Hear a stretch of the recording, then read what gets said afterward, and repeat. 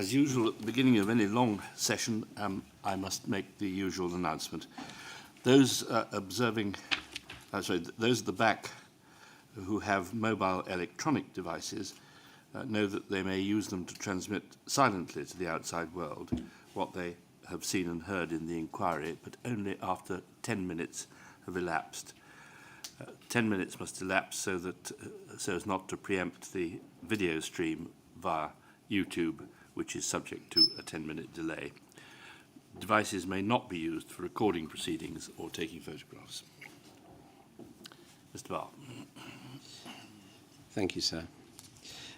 Mr. Morris, there's one more meeting about the Joy Gardener campaign, which I'm going to park and come back to later on. So I'm going to move now to the Trevor Monaville campaign. Can you recall whether you ever attended any of that campaign's meetings? I can't recall. Is it possible that you did? If I see the report, I'll probably have a better understanding as well. We haven't got any. We haven't recovered any reporting, and so I'm just Then asking. I can't remember. You can't remember. Is it possible? Could be. Could we have up, please, MPS 0728969?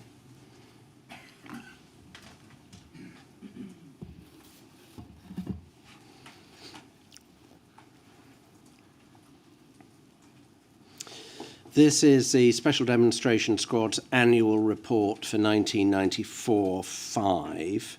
Could we go to page 5, please?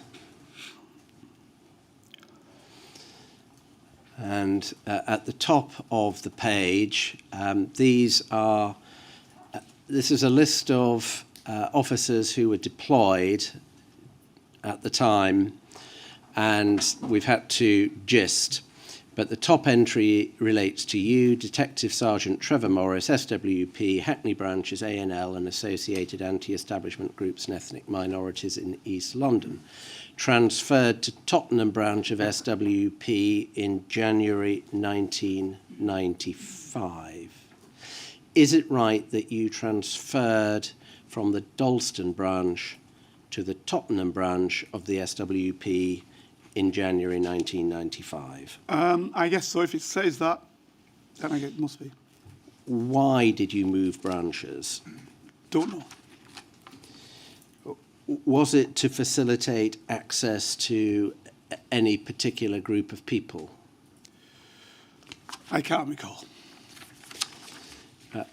Was it because there was concern that there might be tension arising from the trial of the officers in the Joy Gardener case?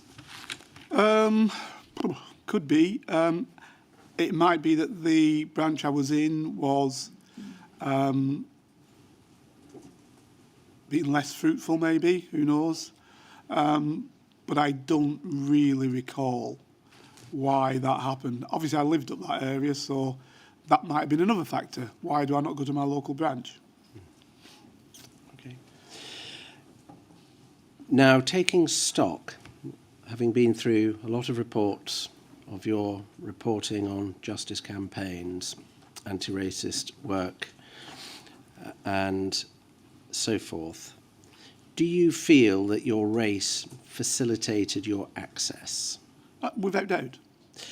And do you feel that your race was used by your managers to facilitate that access? I guess used as much as the BBC or lawyers or schools or health service or whatever would do with in terms of working with others from different societies and different the modern word is communities now.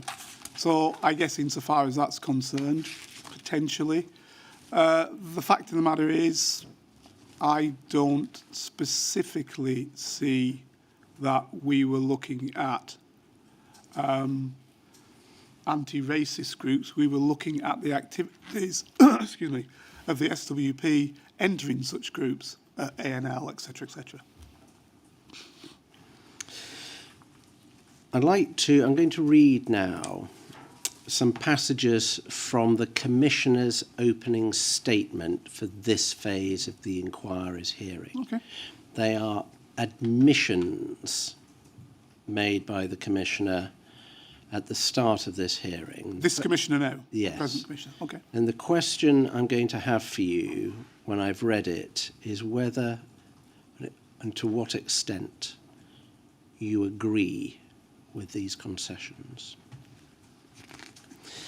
Paragraph 71. It is particularly indefensible that many of the anti-racism campaigns mentioned in SDS reports were seeking justice for members of the Black and Asian communities in London, and were attempting to hold the MPS itself accountable for the way in which it policed those communities. The MPS accepts the corrosive effect this type of discriminatory policing has on public trust and apologises unreservedly for this. The fact that the SDS reported on these groups was the result of a critical failure on the part of its managers and senior managers within MPSB to ensure that SDS deployments were conducted in accordance with proper professional and ethical standards. It is also an example of unacceptable political policing by MPSB, which the Home Office had unequivocally criticised in 1983 in response to an intelligence report on the activities of the Greater London Council's Police Committee. The MPS accepts corporate responsibility for these failings. Although there have been areas of progress since the T2 period, racism and discrimination remain an enduring challenge within the MPS. Substantial reforms are underway to address the organisational culture and discriminatory behaviour and conduct within the force. The MPS is committed to rebuilding the trust of Black, Asian and minority ethnic communities in London. And then paragraph 80, sexual relationships should not have occurred. Reporting on justice and anti-racism groups who pose no criminal or public order threat should not have occurred and would not occur today. If you would like to read the text, I can hand you the document, the tabs with the highlighted passages. Right. I think I understood what was said. Yeah, I mean, if I could see the document as well. If This could be handed to the witness, please. Which one? Just 68, 60. Just give more of context to Which paragraph would you like to read?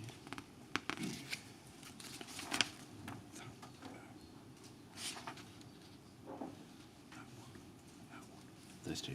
I'm being asked to read the two paragraphs which precede. I will do so. During the T2 period, 1983 to 1992, the SDS also reported on several individuals who were involved in political and social justice campaigns, family justice campaigns, and community organisations. These included the Broadwater Farm Defence Campaign, the Hackney Campaign Against the Police Bill, the Hackney Police Monitoring Group, the Colin Roach Defence Campaign, Family Support Committee, and the East London Campaign Against Racist Attacks and Police Harassment, El-Karaf. The SDS's reporting indicates that these groups were of interest to other groups such as the Troops Out movement and the SWP that were already being targeted by UCOs. With two exceptions, the intelligence reports produced by these officers are not indicative of direct targeting of these campaigns by the SDS, but rather of UCOs following existing targets into those groups. The majority of the individuals that the SDS reported on in these groups were not engaged in any criminal or subversive activity and did not present any risk of serious public disorder. It follows that SDS officers should have been told by their managers not to report on those groups, and in those cases where UCOs were following other legitimate targets, they should not have obtained intelligence on individuals in those groups, or that intelligence should not have been retained by MPSB. If I can now hand the document to the witness, please.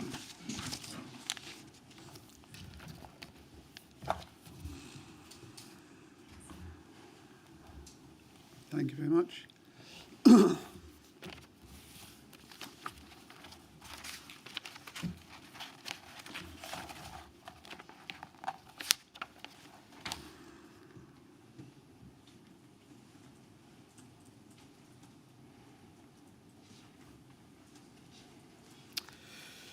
So just reading the first part of it, 71, I guess let's note the first aspect, and I can't remember who the learned writer was, but as he stated, the past is a foreign country. Okay, so what happened then and what happens now are two completely different things.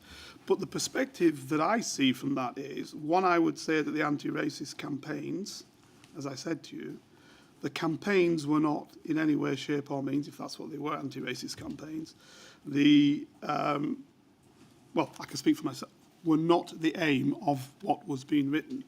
The aim of what was being written was, how does that relate to the people who are trying to enter those organisations and what may happen? And my aspect of that was to pass that on to where I knew it would go in the first instance, to the desk, for them to further assess the situation.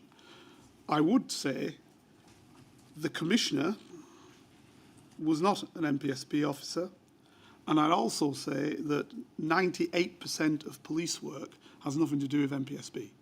So your big problem always was, I was going to say is, but that's no longer the case, always was that the police in general did not understand the national security remit of Special Branch, even though it could be a senior officer running it.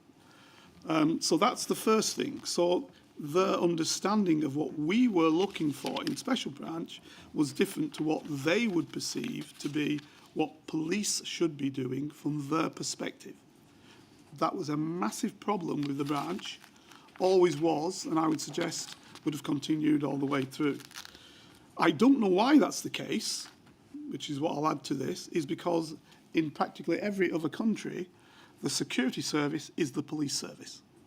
And you can name what, you can say a country off from now to me, and I'm going to tell you that that security service, all the Scandinavians, all the Germans or whatever, they're all, the police service is the security service. So it seems that other countries are able to deal with this issue, but somehow the United Kingdom finds it problematic. I don't understand it. That's all I'd say. So for me, if this is what the Commissioner of the Metropolis wrote, I would say he understands very little of what one section, the Special Branch, not the SDS, that's immaterial, it's a full, wholly part of Special Branch, what the Special Branch was doing and why it was doing it. That would be my perspective. If I can have the document back, please. Thank you. You were here in the hearing room yesterday morning to hear my learned friend summarise the evidence of Marva Lewis, weren't you? Yes, absolutely. I've got something to answer to that, actually. The strength of their feeling was very clear. Palpable, yeah. They consider that for you to have used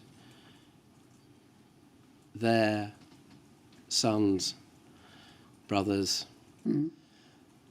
identity as a black child who died of sickle cell anemia to infiltrate black justice groups and anti-police groups and anti-racist groups was morally repugnant. Do you agree? No. First and foremost, I'll say it again, I never infiltrated those organisations. I was an SWP member going to basically areas that the SWP was going to, you know. It just happened to be. Secondly, I now realise, and my wife had contacted me last night to tell me, I did not, and sorry, answer to what we were talking about yesterday. I told you my memory is bad. My wife said that I had said to her, I knew what name I wanted to use. My wife said that I had said to her, they've given me a name and I've got to use this name. So I didn't actually collect the name. The name was given to me by somebody else. I don't know by whom, I can't recall, but she told me I had said that to her. That's all I can say about that. Because I didn't need to use the name, and it was never my intention to use the name. Now, I'm not saying because of the situation that you're saying. It was a process that was regularly used by all sorts of individuals, be they criminals, be they intelligence service officers. I'm talking now from foreign countries, foreign intelligence officers trying to come into the United Kingdom, by our own services, all of them, who all used this same jackal process. And I looked it up last night. In 2003, actually, when computerization was coming in, the minister in charge at the Home Office said 1,300 people in that year alone had used the jackal technique to obtain identities. And previously, you go back, it was many, many, many more. And that's annually, many, many more. And his task was to get that number down. This is the Home Office minister who said that. You can look it up, you see it on the net. So the point I'm making is this was a regular technique used by everybody, and I don't know if 10 other people weren't using that same identity, because that's what was going on. Now, as I said to you, I'll say again, I didn't require and did not want the identity. And you could argue that I was being a little bit bullish with the management when I said, I'm not interested in that identity. But that was foisted upon me. Can I move to a different topic now?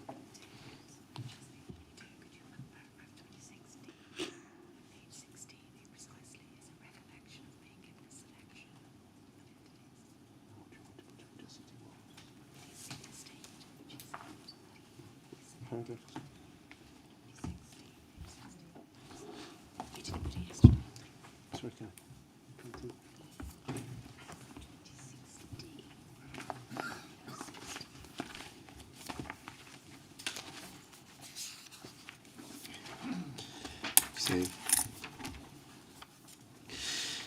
being asked by the counsel for the family Okay.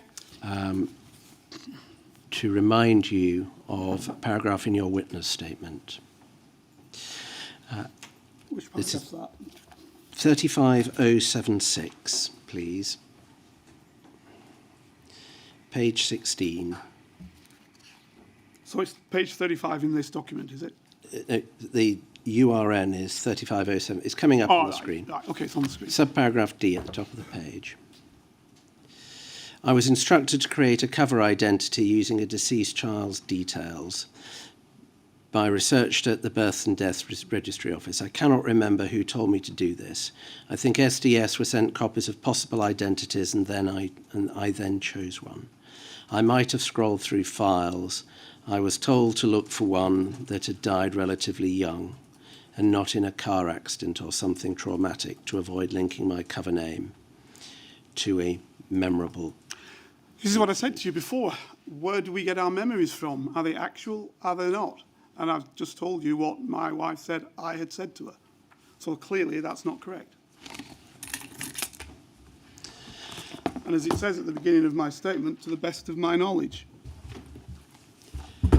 Could we take that down, please? Could we move to a completely different topic? Sure, absolutely.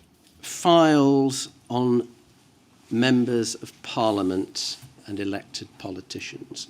Did you ever see a file on an elected politician? I was going to say hundreds. Many, many, many. And do you have an understanding of the circumstances in which such files are kept? Well, they were all marked secret, which was more special branch work anyway. The government position was a minimum for that secret, probably top secret. There'd be an SBR, Special Branch Registry, and they would relate to whatever it might be. We saw your reports, whoever finished them off had put the words MP after the name rather than the file reference. Would in fact, why was MP used instead? I don't know, because they may or may not have had a file, but you would have thought they'd put mentions. But as far as I'm concerned, yeah, in SPR when I was, yeah, there were many files on MPs. Thank you. Could we move now to distribution of your reporting? We've touched upon this already, but there are a couple of reports I'd like to put to you specifically. The first one is 0744191. So this is tab 122.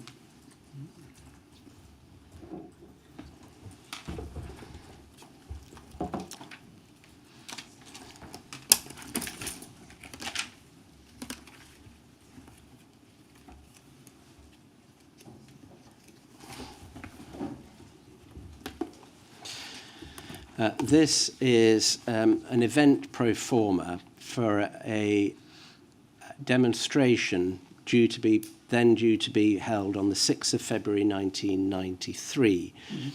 The report is dated 4 days earlier, from you see on the bottom left, 2nd of February 1993. And usually the place is the Place de la République in Paris, and usually for SDS reporting, that is. The organisation, SOS Racism. Nature of the event, an anti-racist march and demonstration. The organisation, other organisations listed are the Anti-Nazi League, 500 plus ANL, British ANL, are listed as likely to attend. Disorder from the UK contingent assessed as unlikely. The text says the British Anti-Nazi League has raised over 500 people wishing to attend this march, the route of which will be from the Place de la République to the Place de la Nation in Paris. The British contingent comprises, and then it lists a number of places with coaches. If we could take that down and then go back a page to see the distribution, we see that it's 2 copies to go to box 500, DCI Edmondson to see, and then I'm interested in the manuscript underneath. It says, is it DC2 or DCZ? Has been informed verbally on the 5th of February 93 of the contents of 1A. Source protection has been stressed. What or who are DCZ or DC2? So I worked in the ELS, as I said to you. My languages were German and Dutch. We would speak to our European colleagues on issues, and this is exactly one that would be. So our European colleagues in this instance, rather than the DST, would have been the AG from the French, and they would have been informed that this was what was happening and that there's a contingent coming from the United Kingdom. Now, the DG or GCZ may well be the case, because I would imagine on this job that somebody from, and we had no cover at all as a general rule in SDS from any protective background. But I imagine on this one, because it was going to be a big demonstration and it was in Paris, and the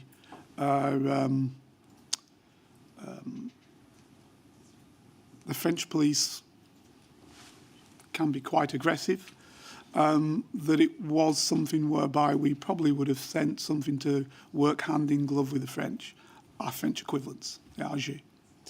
Thank you. Could we take that down, please? And could we have up 32982, tab 131?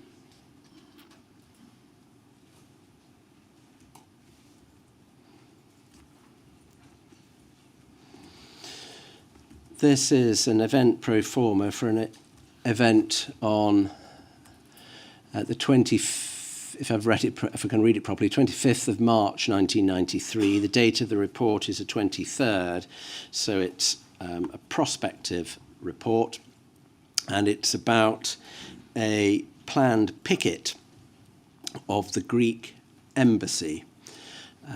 What I am interested in is the marking under comment, which says TO20 DCTN 48 informed AM on the 23rd of March 1993.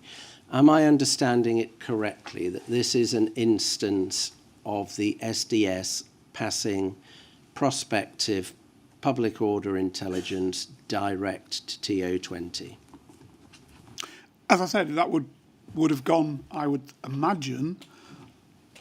I don't think they would get, well, obviously you're saying they got the full report. Can I just have a look at the report again just to see what's in it?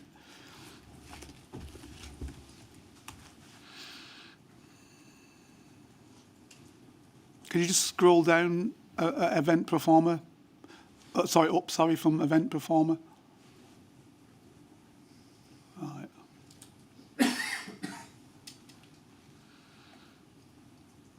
Right, okay. So it's not saying anything about what the source is.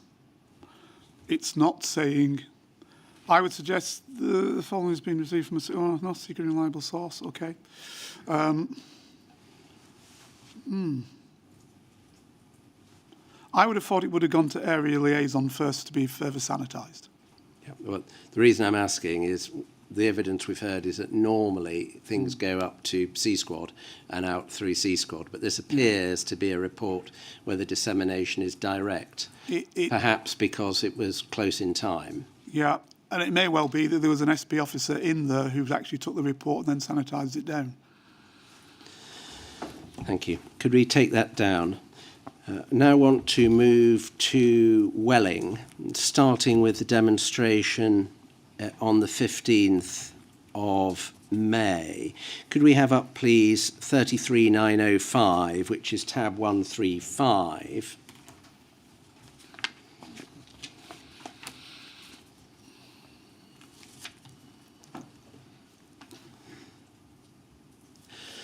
And if we could have the next page, please. This is a report. It's dated the 18th of May, I can tell you from the third page, and so it's ex post facto about the demonstration on the 15th of May, which took place in Plumstead and Welling, organised by the ANL, demonstration against the British National Party involving the SWP, Indian Workers Association, Militant Labour and various other anti-racist groups. An estimated 1,500 people were present. It says that the mood was angry and disorder was prevented. Did you attend this demonstration?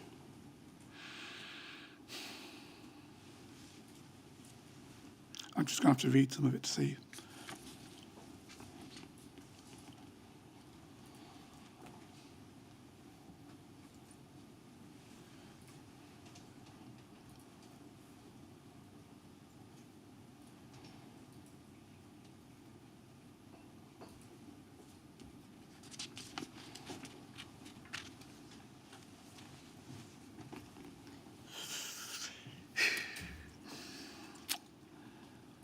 I'd be lying if I said I remember.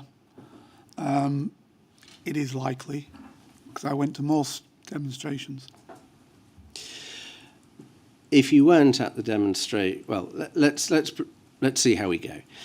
Before the demonstrators arrived at Plumstead, stewards had been given instructions by the organisers. The object of the exercise was to be a march on the BMP premises, notwithstanding police measures to prevent this. Can you recall being on a march in the spring of 1993, which was targeted at the BMP premises and opposed by police? In my mind, there was quite a few marches like that. Look, highly likely that I was on the march, looking at it again more closely.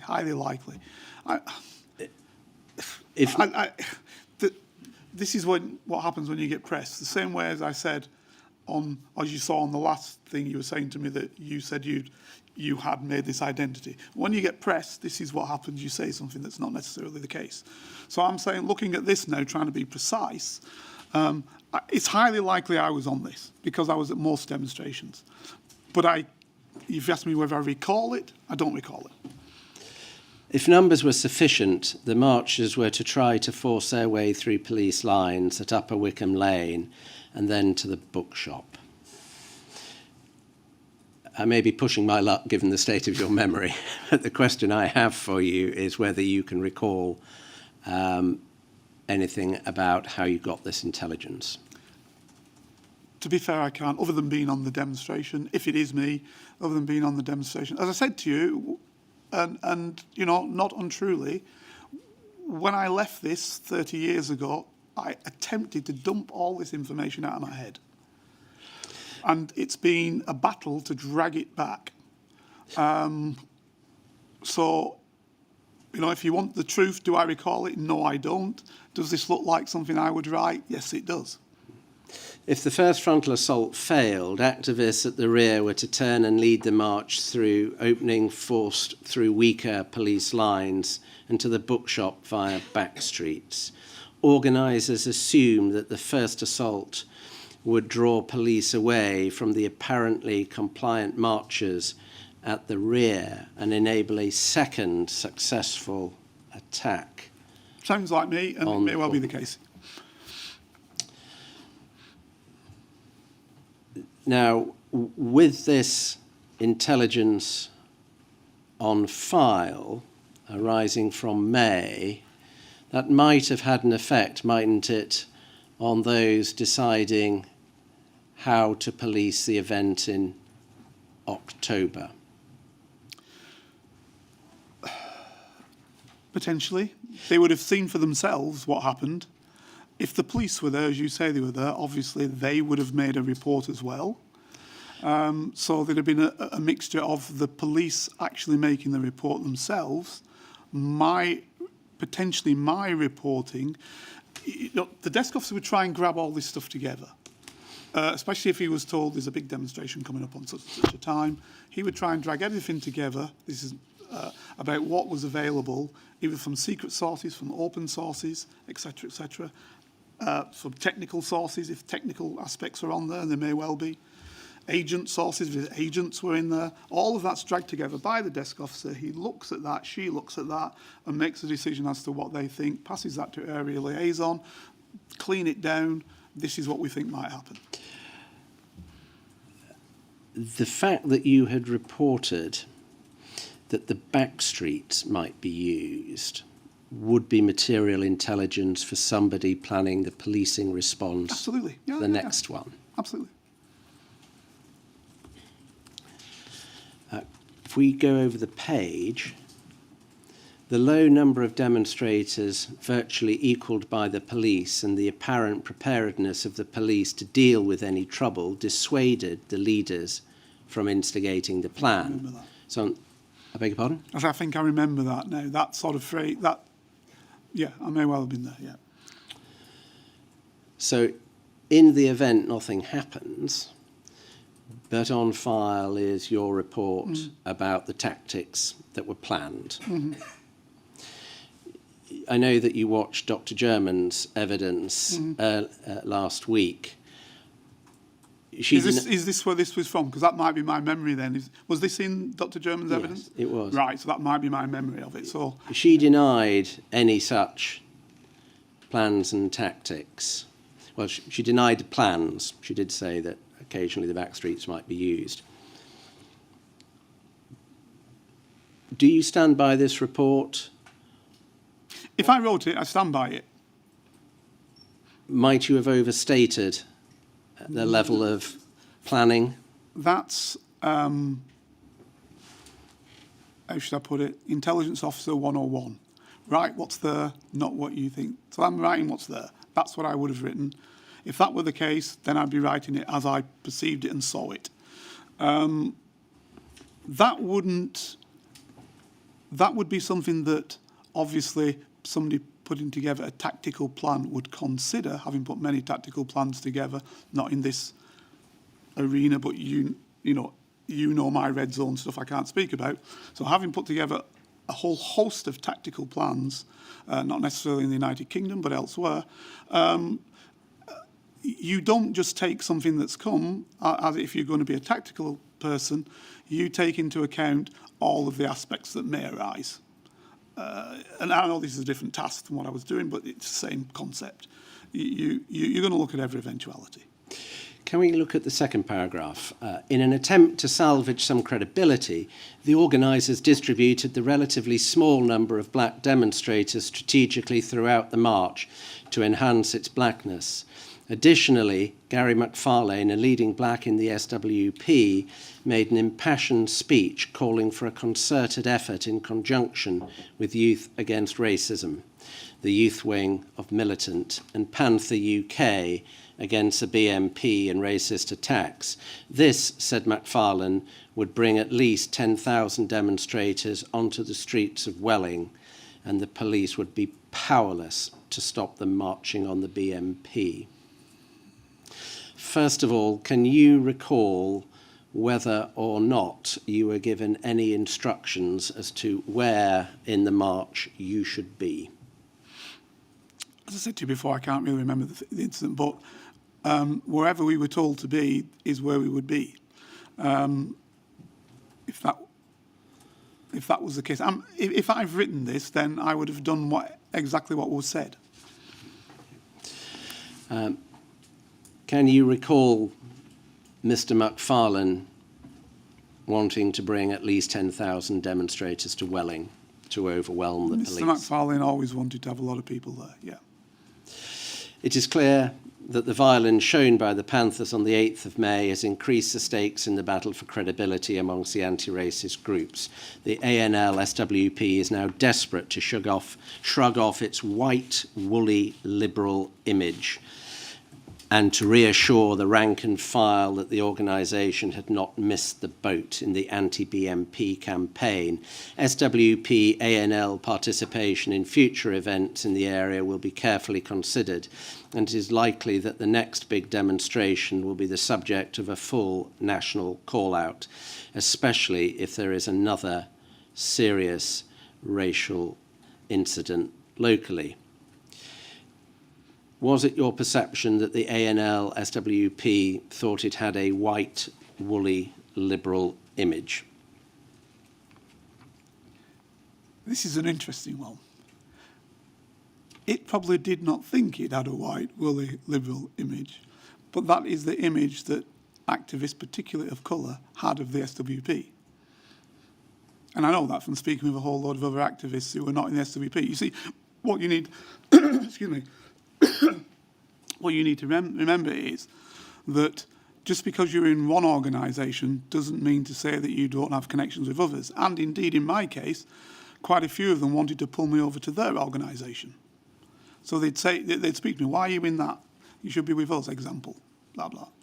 Which is later on, when I was to leave, that black nationalist perspective is what I took to leave the SWP.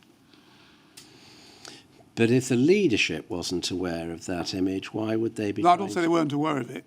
I'd say they didn't want to be aware of it. If that's what my word said. I know it's not going up and down. Did you what was the source of your intelligence that the ANL wanted to do something about its white, woolly, liberal image? How did you know? I was relatively close to a few of the people in the ANL hierarchy. When you say relatively close, I would say we were pretty close to some of them in the ANL hierarchy, yeah. I know that's been disputed, because I heard that before, but, you know, it's not the case. how often were you meeting with people like Chris Bambury? I can't remember exactly, but Chris and I got on well. I liked the fella. I assume he liked me. I mean, obviously you should invite him to the thingy. I got on okay with Julie Waterson. I didn't realise she was dead until the doctor said that, so you could have invited her. Mind you, they may have spouted the party line. But I got on well with these guys. And some of the other people I had a general relationship with. I'm talking leaders now. Vingy Patel, people like that. Can you help us with how often you might have seen Julie Waterson? Well, Julie Watson quite a bit, to be fair, because she was the leader of the ANL. And Banbury quite a bit, because he wanted to create this body. Could we go back to page 1, please, and the cover? Thank you. Could that be expanded? Thank you.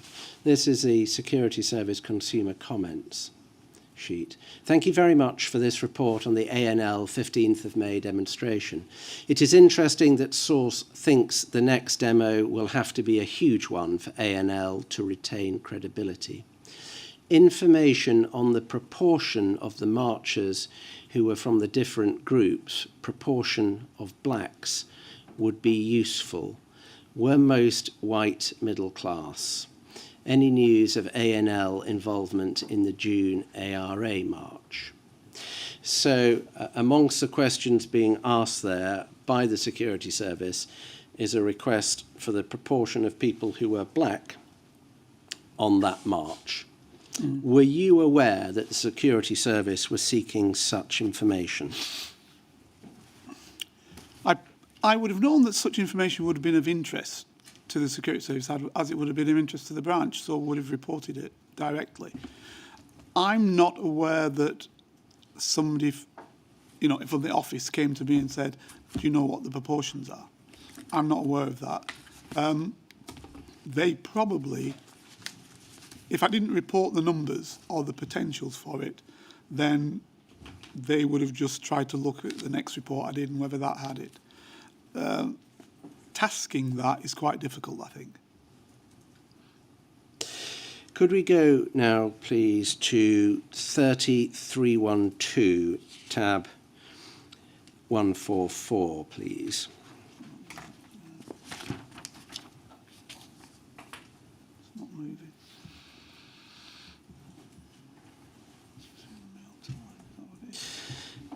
This, if we can go to the next page, is an event pro forma for an event on the 20th of June 1993.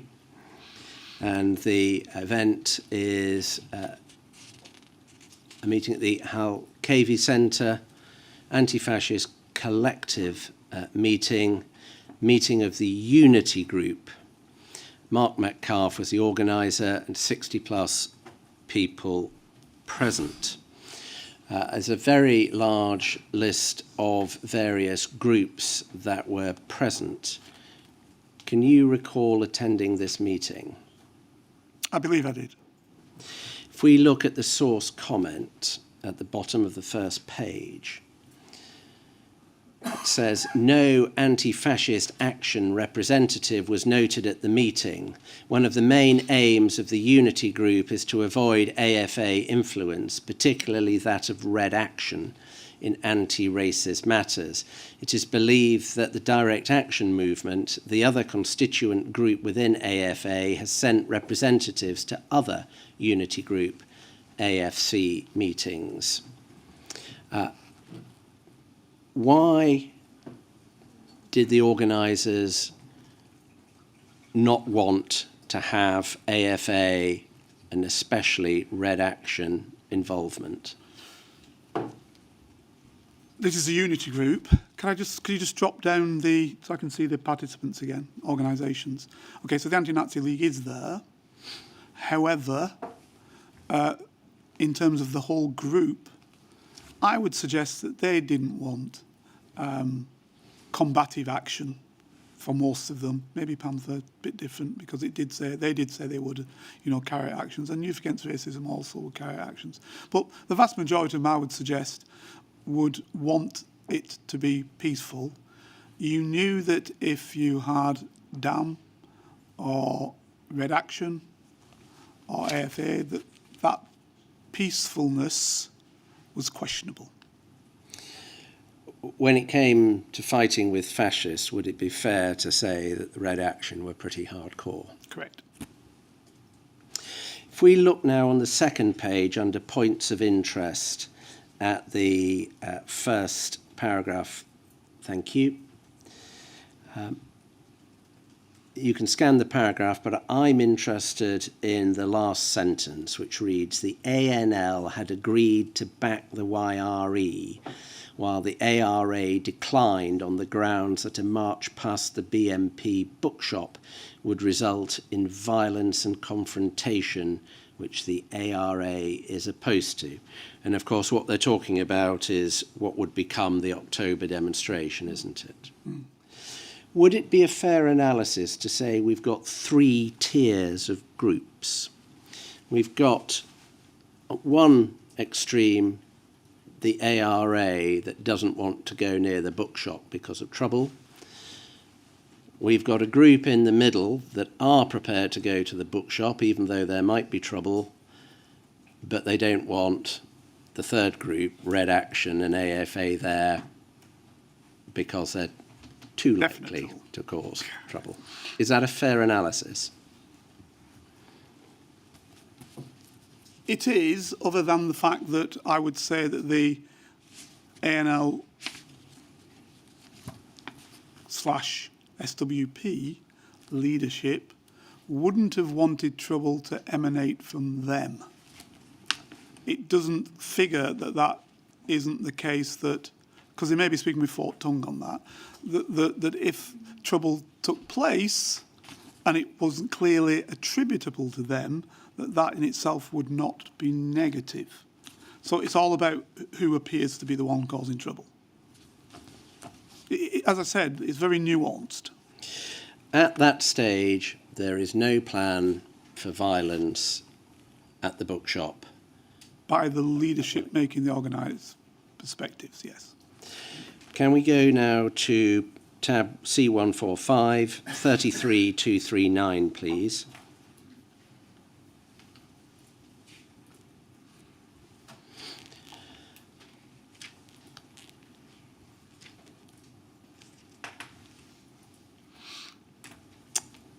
This is a report dated the 29th of June 1993, and if we could have the first two paragraphs of text underneath the paragraph 1, so the paragraph beginning with Anti-Nazi League. Thank you. Anti-Nazi League ANL leader Rahul Patel, with the backing of the Central Committee of the Socialist Workers' Party, SWP, seems to be steering the ANL into closer cooperation with other anti-racist groups. The ANL will participate in a united anti-racist demonstration, the National Unity Demonstration, in Bexley on the 16th of October to force the closure of the British National Party bookshop in Welling, and Patel has sent a letter to all the major anti-racist, anti-fascist groups soliciting support and money for the event. Source comment: the ANL participation in the unity demonstration is motivated purely by self-interest, the object being to recruit new members for the ANL and the SWP. Joint posters issued by the ANL and other groups will be complemented by other wholly ANL leaflets and placards. The future of the anti-racist unity movement is by no means assured. You infiltrated the SWP for about 4 years. Their commitment to anti-racism was genuine, wasn't it? SWP's? Yeah. SWP's commitment to the class struggle was genuine. I beg your pardon? The SWP's commitment to the class struggle was genuine. But didn't that include as part of their analysis that racism structurally resulted from capitalism? There's an aspect where that is true, and for some of the comrades, absolutely true.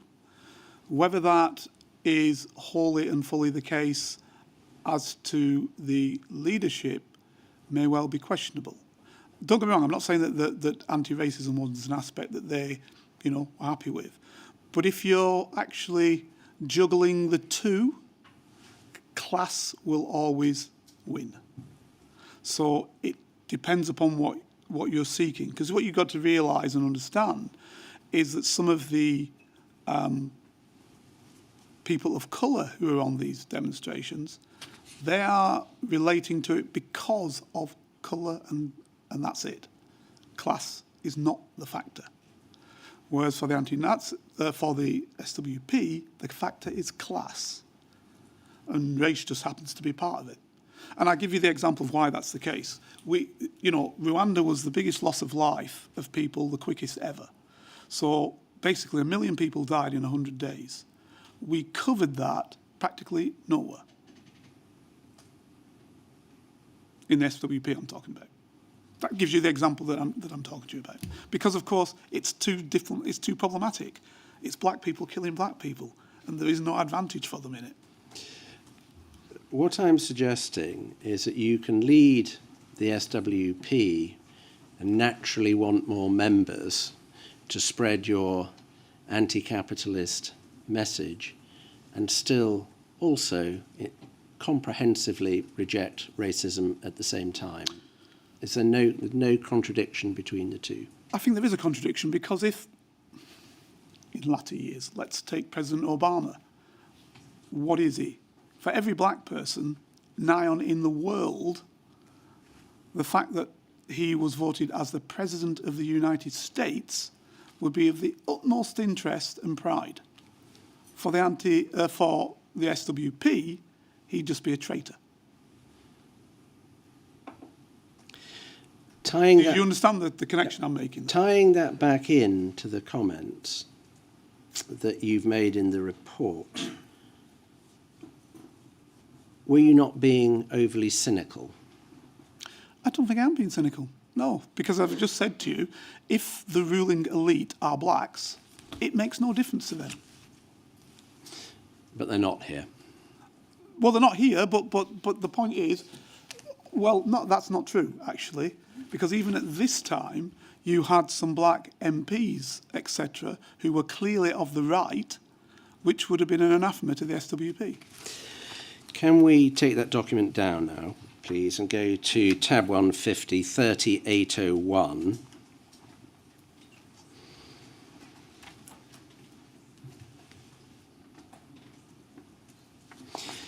Now, this is a report dated the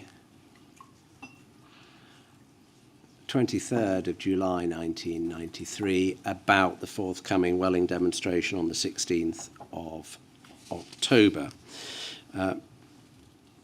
This is the first specific event pro forma. The others have been reports on build-up meetings. It says building for the above demonstration is already well underway. Back in June, the A&L leadership invited support from all the main anti-racist organisations, and it would appear that most of them have pledged their support. Indeed, although ARA refused initially, it may well be it has to attend or risk isolation. The A&L and YRE have agreed to work together to try and ensure a really significant number of people turn out on this occasion, with the organisers hoping for an absolute minimum of 10,000 protesters.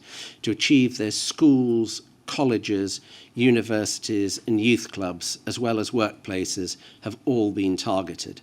Much work also be undertaken in racially cosmopolitan areas in order to woo youth from the ethnic minorities. The SWP has decided upon a national call-out for this event, and already posters have been issued to every UK branch during Marxism 93. In fact, the Central Committee has directed that these posters be fly-posted by the end of the week. And if we could collapse that Zoom box, please. We can see that so far as disorder is concerned, the assessment is at that stage is that it was possible. So it's right, isn't it? This was preparing for the big one. Was it right that schools were targeted? Yep. And what sort of age group were the SWP and A&L hoping to That would have been encourage? teenagers. And was there a reason why they sought to work As I said in previously, schools? they're more militant as a general rule. They perceive them to be that's the case. It's not always the case, but, you know, one perceives that to be the case. And obviously I was wrong on the report. You know, I can only assess because ARA did their own thing at the end. This is obviously your best assessment. Correct, at the time. At the time. Correct. And at this time, it did not seem violence was Yeah. all that certain. And also the numbers I was wrong with as well. Could we go now to 24344, which is tab 158?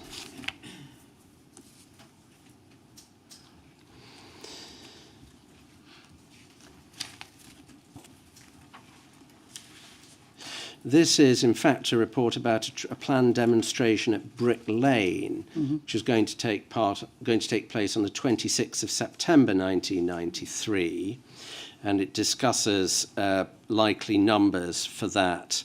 Let's just look at it. 26th of September, Brick Lane, BMP, mass paper sale, 200 to 300 BMP people, 500 to 700 opposition.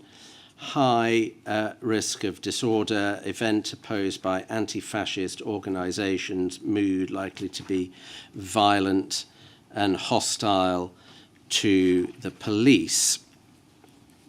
If we go over the page, and we see at the top paragraph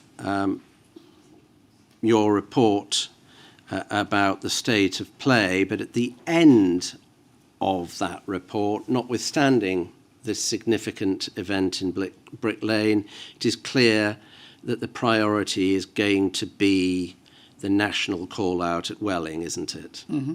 And if we go now to the paragraph of text on page 3, feeling is running very high at present that the BNP can be driven from the streets of London. The bookshop continues to be the focal point for resentment, and the groundswell of opinion is that it must be destroyed. The means differs according to the propensity for violence amongst the various organisations. Now, where had you got destroyed from?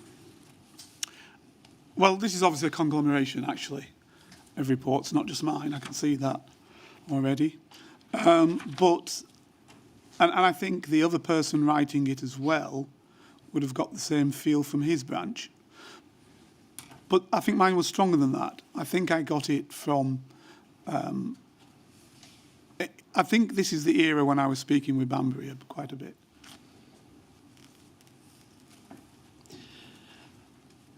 Can I just ask you to confine your answers to what you can tell me? From what you can tell me, can you remember any particular person using the word destroyed in relation to the bookshop? It's a word that gets used all the time. Well, in relation to the There were bookshop? several. Destroy the bookshop, destroy the SWP, the BNP. And as I said, at the time, this was the time when I was connected to Banbury more, and he would have used exactly the same language. In what circumstances had you come to be connected to Banbury Moor? Because the demo was coming up, I was asked to do some stewarding on the demo. I think there's a video which shows us linked arms at the beginning, at the front of the demonstration, from my recollection. As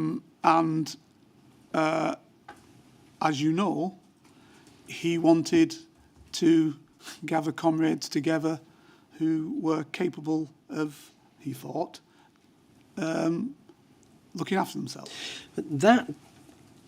There are reports to that effect later on, to which we'll come, but that's not what this report is saying. Because this report probably has not got the full essence of that.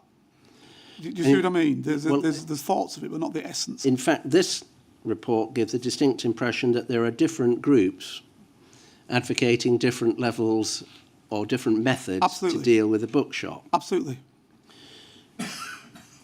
doesn't go so far as to particularise into the which it doesn't which- go. It does exactly. It doesn't which go into the groups? anti-nationality. It doesn't go into the SWP. But I'm just explaining there are different groups who are wishing that. And at this case, the group that was most together on that was YRE, you've largely and that's somebody else writing that. you've largely preempted my next question. Is in that middle cohort of groups we were discussing earlier, where on the spectrum are the SWP? If the YRE are the most hard line, where are the SWP? Well, again, it's a group within the YRE. There was a group within the YRE that was carrying out or wished to carry out actions. I'm not going to say all the YRE were doing that. Now, I don't know whether Banbury got his idea from that group. I don't know. Can we go to the report at tab 159, please, 33009?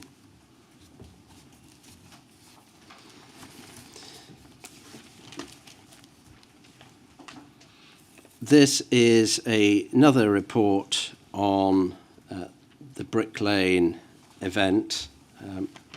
This is ex post facto. It's dated the 22nd of September, about the event which had happened on the 19th. So if we look at the first paragraph, just to set the scene, the ANL called for this demonstration at short notice to counter the British National Party paper sale in Brick Lane in an attempt to reverse the recent defeat they had suffered at the hands of the BNP on the night of the election count on the Isle of Dogs.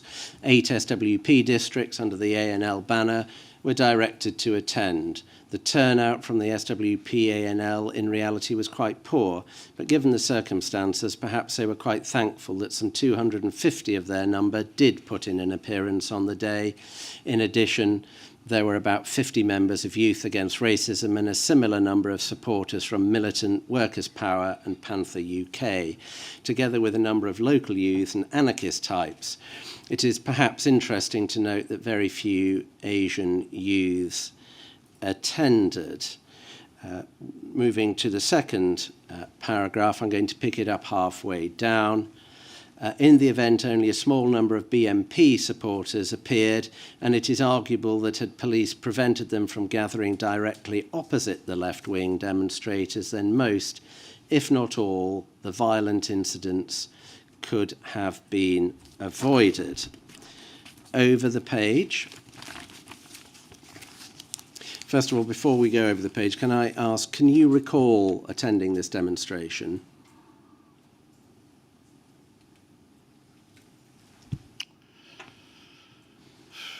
I recall it.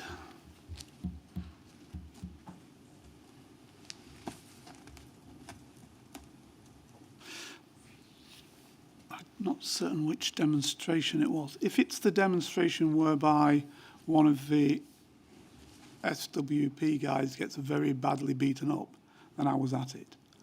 I would know that for sure. If it's not, I was most likely to be at it. If we look at the top paragraph on the second page, as it was, the demonstrators, most of whom had arrived without missiles, when they saw just how close they were to the opposition, went off to purchase eggs and potatoes from the market to use as ammunition. The incidences of stone throwing were few, but nevertheless several injuries were sustained, mostly by supporters of the BNP. On this occasion, did you throw eggs at the police?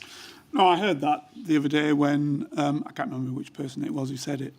I never involve myself in anything like that for a pure and simple reason. As I've said, probably at infinite heightened, that the police were as racist as any other section of British society. And within their ranks were individuals who would be looking for potentially black people doing misdeeds, right? So I never wanted to give those type of people, of which were not in any way, shape or means the majority of police. They were just in line with every other section of British society, the opportunity to lift me for something that made no sense. So no, I never involved myself in anything like that. Sorry, so as I'm understanding your answer, you're saying you didn't throw eggs at the police because you were afraid of racist policing. I didn't throw eggs at the police because I knew I'd be putting myself on offer. Or anybody else, to be fair, because there's just no advantage in it for me. Why would I do that? It was Jenny that gave evidence. Is that who it was? Okay. That you did Nonsense. throw eggs and indeed hit a police officer with Total one. and utter nonsense. Wouldn't it have been in keeping with your cover? No, that's not a good look.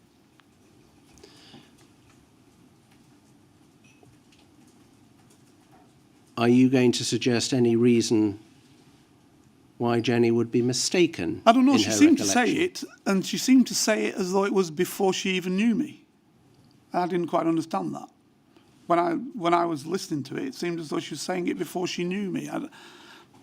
I don't know. But whatever, that's her recollection, but it never happened. I never put myself on offer like that. Could we go to page 3, please? And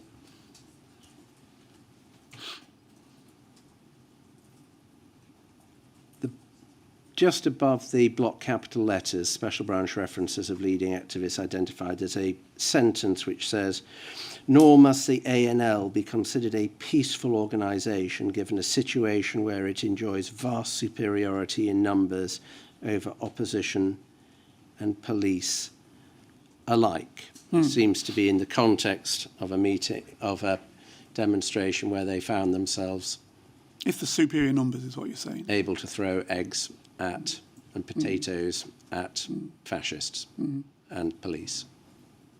Is that the basis? I would imagine that they were aiming them at the fascists. That's my imagination.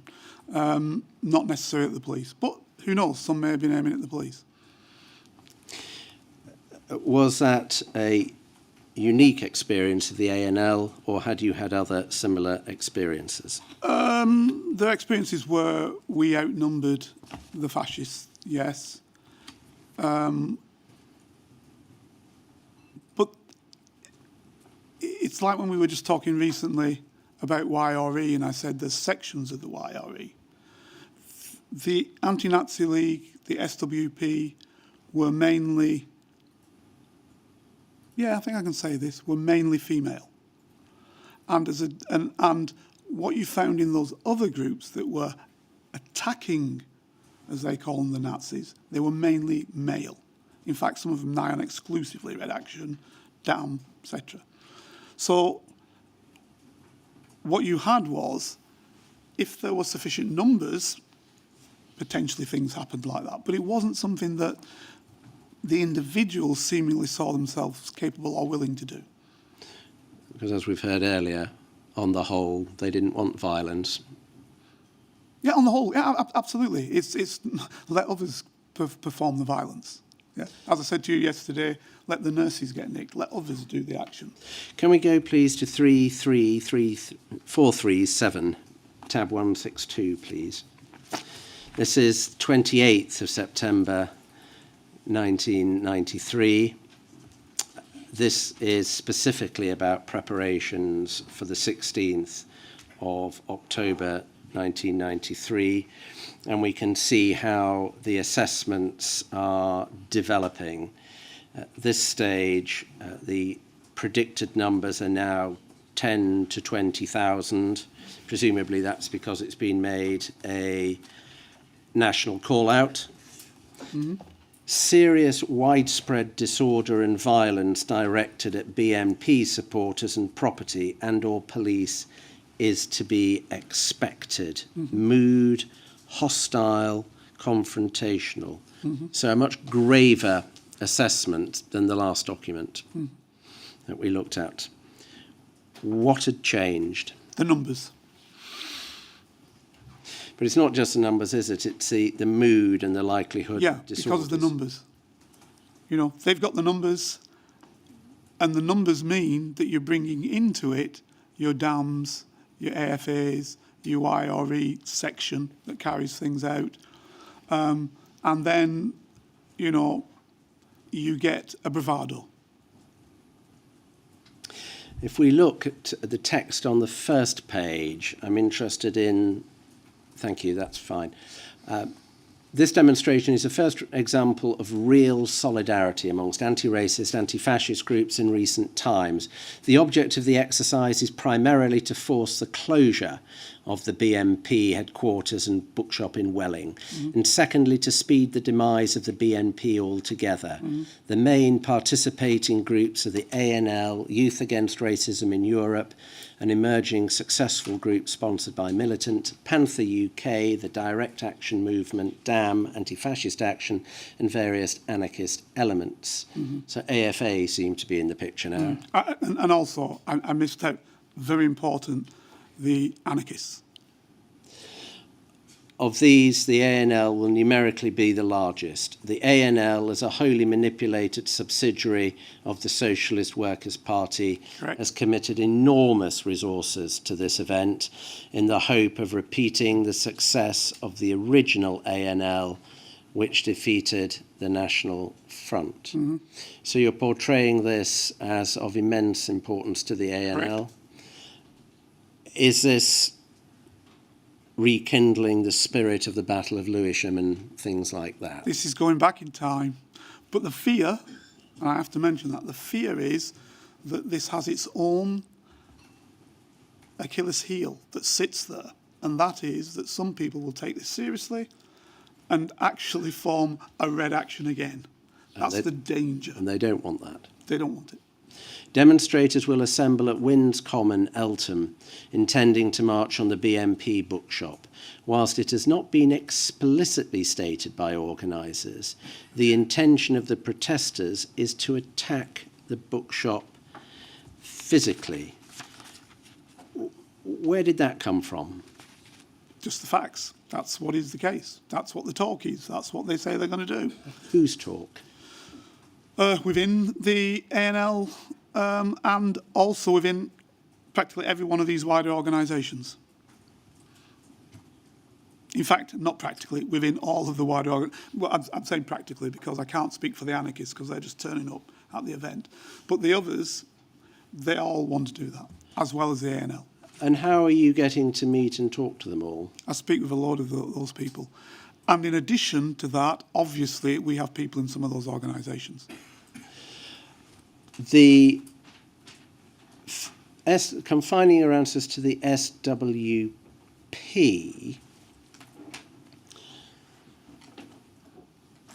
bookshop physically, was Mr. Banbury saying anything about physically attacking the bookshop at this stage or not? Yeah, they want to stop the bookshop, want to close it down. Well, there's a big difference between No, but- stopping it and closing it down and attacking but that's it. the way to do it, because otherwise they're just sitting in there. They're sitting in there, and what you're going to do is going to keep running. Are people, can we be clear, are people saying they want to close a bookshop down and you are writing down attack it physically, or are No, people saying people are we are saying- going to attack it People physically? are saying they want to attack it physically. But you see, if you want to close the bookshop down, you probably do what the ARA did. And you have a march in Parliament and you press parliamentarians to close it down. If you want to do it the way that we were doing it, you come at the bookshop. And that was expressly the case. Might there have been an element of hot air in what people were saying? No. And was this the rank and file or was this the leadership? Well, Banbury's leadership. Waterson articulated it in that sense. Now, whether she was hot air on that, I don't know. But he definitely wasn't, for sure. I know Banbury, that's how I know. How are you saying Julia Waterson? Because again, she said that we're gonna close down, not close down. We're going to, what did she say? I'm paraphrasing because I can't give you exact, but she basically said we're going to destroy it. I'm paraphrasing now because I can't say her exact words because I can't remember her exact words. You're asking me something that I could never say. I can tell you that this is what Bambi said, and I can tell you that her meaning was the same. Can we go over the page, to the top of the next page? ANL SWP organisers have discussed the possibility of police banning the demonstration. The resources committed to the event are so great that the event could not be cancelled even if the organisers were inclined to do so, which they are not. The ANL SWP has printed or intends to print some 100,000 leaflets in the name of both the ANL and the Unity Group and 50,000 placards for the event. Organisers publicly state that up to 50,000 people will attend the demonstration, and privately they are planning for 20,000. If you are planning privately for 20,000 people, you don't prepare 50,000 placards, do you? Well, you plan for that because you think that's what might turn up. But you do your 50 just in case more turn up, which in the end they did. So they were right to make that. The last thing you want is to not have enough placards. Well, if you have 50,000 placards and 50,000 people, you've got too many placards. No, you haven't. Not because, everybody. No, you haven't, because not everybody will take a placard. I think that's what Yeah, the not point everybody I'm will take a placard. So what you're trying to do, you're trying to make sure whatever you've got the capacity. I see. Can we go to the paragraph below, the lines at the end? I'm looking for the passage that begins, "It should be stressed that," which is just a little bit higher than, thank you. It should be stressed that even elements within the SWP-ANL which have previously shunned violent confrontation are prepared for a fight this time. As an added complication, there is likely to be a large number of non-SWP, well-meaning ANL members who will be panicked as and when violence erupts.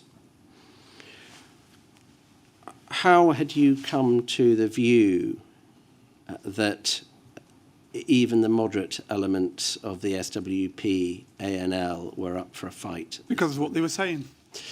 When you mean up for a fight, do you mean they had a resolve to turn out in very large numbers to show? And they had a resolve to get to the bus to the bookshop. And I was pretty much spot on, actually, with what I said about the large numbers of individuals who turned out who were panicked. And from what we've seen, that would include school children. Yeah, absolutely. You've heard Dr. German's evidence. There would have been no sense whatsoever in organising and planning violence because it would have ruined the reputation of the SWP and it would have put off protesters who they needed to make up the numbers to make their point by mass. And she also said that the ANL was not a total part of the SWP, and she also said that it was steered differently, etc., etc., etc., which we all know is not true. So the reality of this is, yes, you don't want it to look like it's you.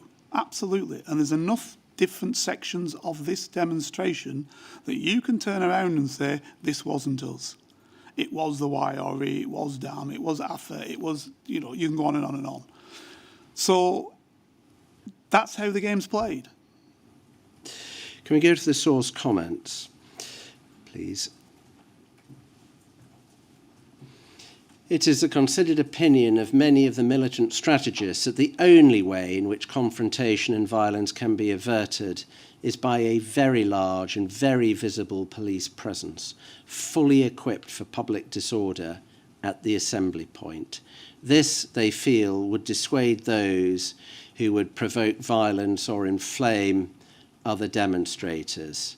Any approach by demonstrators to the BMP bookshop or the vicinity thereof will result in violence. Can we, first of all, look at location at the assembly point? Was it your opinion, and if you could answer this precisely as I'm asking. Was it your opinion that the police should be at Winds Common? I'm sorry, I'm still looking for it to be put Sure, up. Yeah. take your time. I was just looking for it to be put up there. That's what I thought you were doing. Was it? Where is that? Winds Common? The source comment. It's No. Where is Winds Common? That was the Was that the staging? That was the assembly point for the staging march. point? Yeah. I mean, my opinion was, and I think I wrote a report to say that. I don't know if it's here, whatever.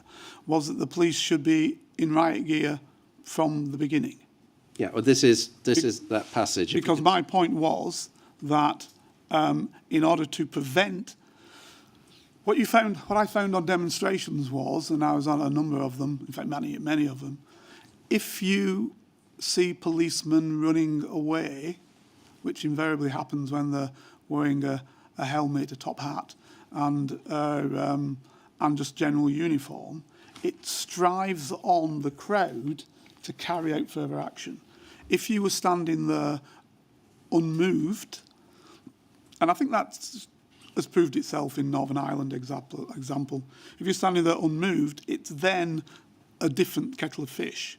So to prevent problems, I had suggested that there should already be that. Obviously, the Commissioner had his own perspective on it, and he wanted to show that the police were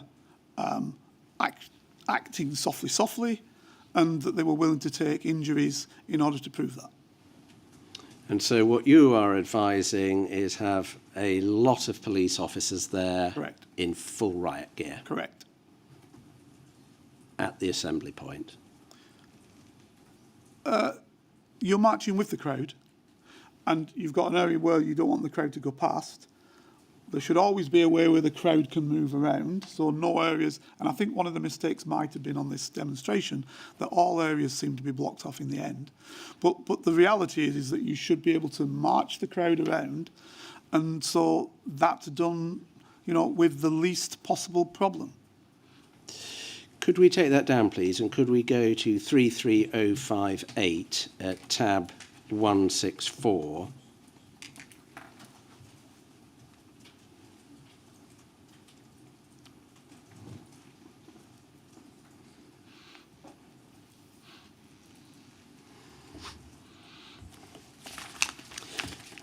This is now, we're into October. This is the 5th of October. And we see bottom of paragraph 3, please. You've written, all the ANL has is riding on a powerful showing on the 16th of October. We've heard, I think you've adverted to this before. The concern is a loss of face and loss of ability to compete for members. Correct. And in addition to that, it's now that the SWP, it's not just a loss of face, it's now that the SWP, ANL, actually put up. It's now they actually do something.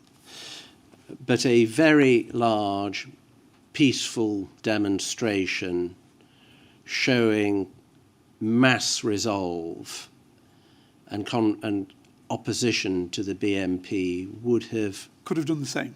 Absolutely correct. Can we look at paragraph 4, please?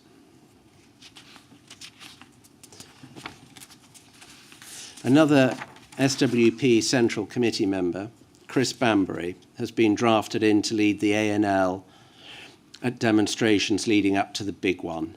It seems that SWP policy towards street activity is being blurred. The SWP officially will not incite street violence, whereas committed ANL activists like Privacy and Privacy, both of whom are reformed fascists, believe that the BMP can only be beaten by physical combat. It would appear that Bambury, at least in private, shares these sentiments which directly contradict SWP policy. Seems likely that Julie Waterson has been sent to the ANL to temper some of Bambury's very noticeable and public deviations from the party line exhibited at recent demonstrations. So first of all, concentrating on Mr. Banbury, the reporting here is that anything he is doing is being done in private. Correct. And how does that fit with it there being widespread calls to destroy the bookshop? Because he's going to, as I said, he's coming together with enough people, or trying to bring enough people together to make that happen, as are the other organisations.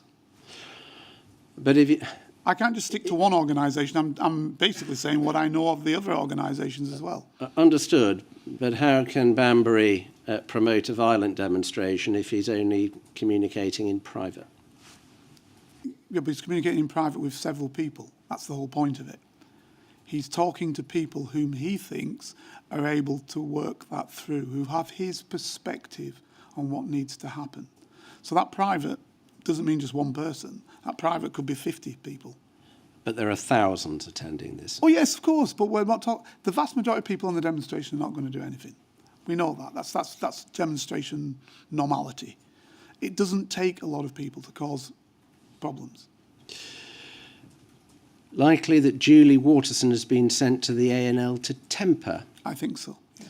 And so is this the Central Committee wanting to keep the temperature down? Yeah, but Banbury's central committee as well, isn't it? There's a problem within the organisation. This is the problem they didn't want to happen. This is why they formed the Anti-Nazi League late. They didn't want it to happen. This is exactly what happened with Red Action. And how does this assessment of Julie Waterson fit with what you've told us a moment ago, that Julie Waterson was also talking about destroying the bookshop? Yeah. Now, with Julie, that may well have been hyperbole. May well have been. But she's now being... she's a central committee member, and she would stick to what the central committee is saying. Now that they know this is coming out, I don't know how they know it, but it's coming out. Now she's... I can't speak for Julie, but I guess she's given to make a decision. Which side does she sit on? I can't speak for her and I wouldn't want to. I can only report what I saw at the time. And if we could go now to the next paragraph, the source comment underneath. Banbury is fascinated by Trotsky's leadership of the Red Army and is taking every opportunity to emulate his idol by orchestrating street demonstrations. This is the second time that we've had an allusion to Trotsky. Yeah. It is a Trotskyist organisation. Well, I understand that, but... So this is the hero. This is the guy he's thinking about. You heard Dr. German saying that Trotsky spent a long time in exile and he may have led the Red Army. And so did Lenin. And, of course, what she also said is hardly anybody died in the revolution. Well, as I know, and maybe you know, that the Abwehr brought Lenin over to stop the Russians from being in the First World War, where millions of Russians had died in the First World War, and the idea was to have Lenin cause the revolution, so thereby they didn't have the second front and they could put all their efforts against the West. That's the way the war worked. She didn't tell you that, but that's what actually happened. So this was a German move, and they brought the guy over on a special train to carry out that action. And they were always, the Abwehr, that is, German intelligence service, they were always performing the action of activity within Russia to undermine the Russian state and the Tsar so they could get them out of the war. Two fronts was destroying Germany. So that's the difference. So Trotsky, yes, was in exile because he had to be, because under the first act he'd be taken care of. But he did fight in the White Wars thereafter. Back to the streets of London. I mean, you just brought it forward. I'm just saying what you asked me. I'm just giving you the breakdown of it. What did Banbury say to you about Trotsky in particular that made you think he wanted to orchestrate street demonstrations? His demeanour, he told me about him, he was fascinated by the guy. And you know, as was I, you know, he's an interesting individual. So we talked about him. I can't remember verses of what we were saying, but we spoke about him, and you know, obviously I agreed with the fact that, you know, Trotsky would have dealt with the BNP in a different manner. If we go to paragraph 5, it is an open secret among central ANL activists that the object of the exercise on the 16th of October is to attack and attempt to destroy the BNP bookshop in Welling. Many are urging Rahul Patel to state this objective publicly, who has so far wisely declined. What is clear is that the hardliners at the heart of the ANL have won a commitment by leaders to allow and to encourage a violent confrontation with police on the day. This is because the ANL, having committed itself to the cooperation with Youth Against Racism in Europe, will be unable to survive as a viable anti-fascist organisation which will attract members and therefore money, unless it is seen to be at least as militant as the other participating groups at the demonstration on the 16th of October. And I think I can stop there. Open secret now, attack and attempt to destroy the bookshop. If that had been the objective, it would have been a criminal offence, wouldn't it, for Rahul Patel to have stated that Absolutely, objective yeah. publicly? You say that the hardliners at the heart of the ANL had won the commitment by leaders to allow and to encourage a violent confrontation. But we've just looked at a paragraph which says that Julie Waterson I should have had actually been... said by Bambi. And others, obviously. See, there's a central committee, and then you drop down ANL and SWP. Now you're talking about the ANL, and the ANL had its own body of individuals who were doing things within that. And a lot of those in that main body were not they were SWP, some of them, but some of them weren't SWP. But many of them were SWP. But the problem for them was that they were SWP members that were often more street orientated. Well, we looked at the decision-making at the top of the ANL yesterday and the involvement of Peter Hain, Member of Parliament. Right. That's right the way to the top. You're not, suggesting he was advocating I know violence. Peter Hain, I'm not talking about Peter, no. I'm talking about the people on the street. And there were two of them which you saw were thrown out. I can't remember the names because who were taken away from it. So this is the problem. And it's a problem that happened with, and I say it again, it's a problem that happened with Red Action, and it was always going to happen. It was always going to happen because you're saying take on the Nazi. Can we go to the bottom of the page, please, to paragraph 6?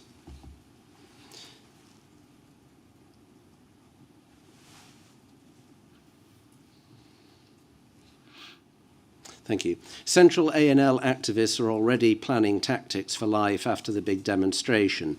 They anticipate that the BNP will be seriously damaged by events in Welling on the 16th of October, and the ANL might well be placed to kick the BNP whilst it is down. A network of about 70 hitters, which can be called upon to defend provocative ANL street activity against right-wing opposition, has been proposed and has been reasonably well received.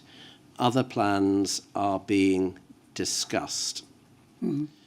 A network of 70 hitters. Where did you first hear that? I'm sure I heard that from Chris and others. To defend. Oh yeah, it's always defend. It's always defend. You're never attacking, are you? You're defending the working class, aren't you? Could I just be clear? Are you giving me is there a degree of sarcasm intended No, it's in always that said. answer? It's always said defend the working class. That's what it is. But They don't. What I need to be clear about, Mr. Morris, is was your understanding that this was a plan to get together 70 physically able and willing people to defend against far-right aggression? No, this was to take them on as Red Action does, as AFA does, as the group, I can't remember what they call the group in the YRE, as they were doing. Basically... Is it a away team? Is that what you mean? Yeah, away team, yeah. But basically, all these groups had the people who were willing to take them on. And that's why it was problematic for the ANL. Plan had been doing reasonably well received. By whom are you saying? Right, by those who wish to be part of that. By others, obviously it wasn't. Because it was another red action in the making. Because it was a red action in the making, and also some of the people, you know, if you're going up against Nazis, you're going up against some hardcore individuals who were not frightened of fighting. And this is all orientated for life after the big demonstration. Whilst they're on the run, yeah. Albeit that it was brought forward later on. So would that be a good time to give the stenographer a rest? I think so, yes. We'll rest for 15 minutes, sorry.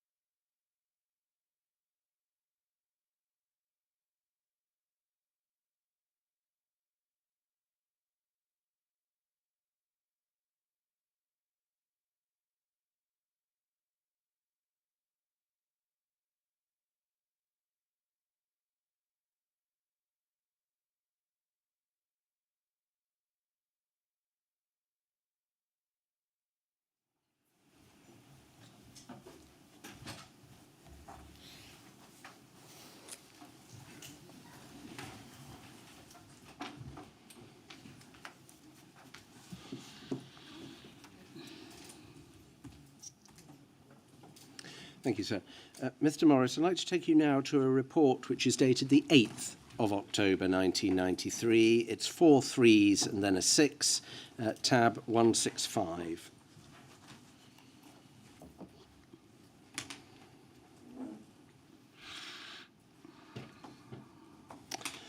I'm interested in the two substantive paragraphs of text in the middle. Thank you. At a recent closed meeting of the Socialist Workers' Party SWP branch leadership of the 6 Hackney District Branches Central Committee member Chris Bambury, in the presence of fellow Central Committee member Lindsay German, addressed the comrades present on the issue of building for the 16th of October demonstration to close down the British National Party BNP bookshop in Welling. He spoke in no uncertain terms of his intention to tear the building down and that no one was going to stop him. He believed that there were many others who thought as he did and that the party must obtain their support. Banbury issued instructions for systematic contact to be made with schools, further education colleges, the local council, hospitals, workers in unionised workplaces.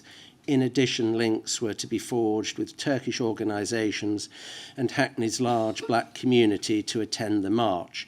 As an example, he cited the efforts of SWP members in Glasgow, who, although 500 miles away from the BNP's Isle of Dogs victory, had already filled 5 coaches for the event. Can I ask you, first of all, were you at the closed meeting? Yes.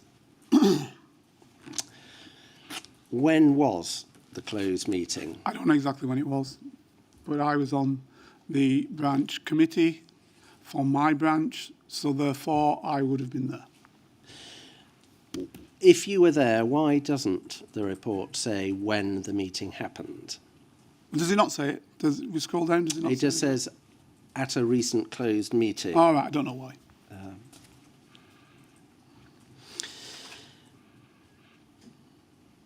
Could you describe to us, as best you can recall, what Chris Bambury said? I can't do, other than what's there. I can't recall what he said. Can you recall what Lindsay German's reaction was? I can't remember it. You will have heard Dr. German's evidence. The suggestion was made that Mr. Bambury, it might have been, and I'm using my words, might have been hyperbole. All I know is I knew Chris Bambury, I knew what his feelings were, and what he was saying was reality, as he perceived it. But I say, I can't remember the actual event, because I can't, my mind doesn't put me to it. I'll say it again, I dumped most of this stuff. Look, I was a committed activist. That's what I was. They knew it. And that was for real, by the way. That wasn't a pretense. That's how I was from shortly thereafter. Because that's what this job does to you. It makes you, be one of the individuals, makes you believe you are. And so Chris obviously saw that. He and I got on, as I did with many other people in the branch and branches, particularly on A&L time. And therefore, I was able to write with some total truthfulness and with some total connection as to what was happening. And as I explained to you before, it also made me feel, in a way, strangely sad, because I didn't want and wouldn't have wanted Chris to know whom I really was, but then I didn't know who I really was anyway. So the reality is, this was me taking it from where it came from, and I wrote it as was the case. Using the demonstration as a vehicle to tear the building down was inevitably going to involve violence, wasn't it? Correct. With the police? If the police got in the way, absolutely. And they would, because that's their duty. Which they knew, yeah, absolutely. And with the BNP? Absolutely. If they showed themselves. what we kind of understood was that they would stay in the bookshop. That's as we understood it. Okay. As we said it, see, this is how I was then.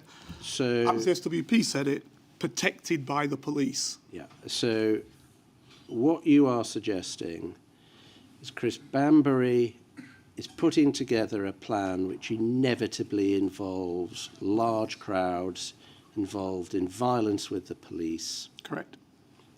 and he's inviting school children to this event. In Chris's defence, because again, I don't want to be negative towards Chris, in his defence, just to give you, I think we'd be looking at 13 upwards. So we're not talking 2-year-olds. But if their parents brought them to the demonstration, that's different. But as individuals, he wanted us to feed into the anger. And so the idea was to look at people who would understand that, 13, 14, 15, 16, 17, who would understand that anger, preferably black people, and bring them in on the demonstration. Picking up the words of the report, systematic contact to be made with schools. That's Correct. Targeting children. Correct. If we go over the page to the source comment, it is now beyond doubt that the hardliners in the ANL SWP who want street confrontation with the BNP have won the internal policy battle for the course of action on the 16th of October. The official position is now to drive through police lines and attempt to destroy the BNP bookshop. This position has been reiterated in a coded fashion in the week's party notes, the weekly information circular for SWP members, which states, on the 16th, we know where the Nazis are going to be and we're going to confront them in their bunker. Correct. Official position. This is a closed meeting. Mm-hmm. It's not a closed meeting of the Central Committee. It's a meeting of branch officers, isn't it? From the Hackney district branches. Whole area, yeah. The Hackney district branches. Yeah, This is a national call-out demonstration. correct. The official position of the SWP for a national call-out demonstration would have to be decided by the Central Committee, wouldn't it? You've got 2 members of the Central Committee actually saying that. But in the capacity... You've got one person's articulating it, and you've got another one sat there. But this is in a Hackney meeting. Yeah, but the idea is that Chris wouldn't have been saying that if that hadn't been sanctioned, especially not in front of Lindsay. As I understand it, you are not positively asserting that she expressly agreed with him. But I'm saying she didn't stop him.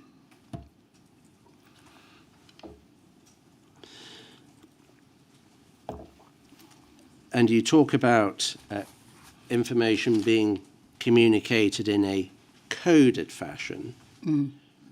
But how does that gel with your evidence that there were going to be large numbers of people who wouldn't expect violence and who would be panicked? That's my assessment, not theirs. That's my assessment. This is very clear to me what's being said, and you can see it for yourself. And you probably can take away from that what you wish to take away from it.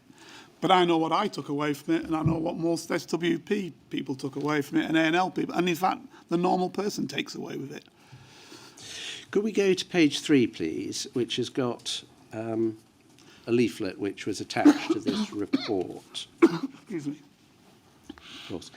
I'm interested in essentially the first paragraph. London will be key to the success of the Unity March on the BNP HQ. It is also the BNP's main centre of operations. It is in London that there is the most immediate danger of the Nazis building upon their success in Millwall. The largest possible turnout a week on Saturday will be crucial in isolating them. Mm-hmm. This is the official message that's going out at the time, and it's entirely consistent, isn't it, with the long-standing policy of using mass to achieve what they want. Correct. I mean, it's not telegraphing we're going to physically But attack. as we know, within the mass at this time, there had been several demonstrations already that had turned into violence.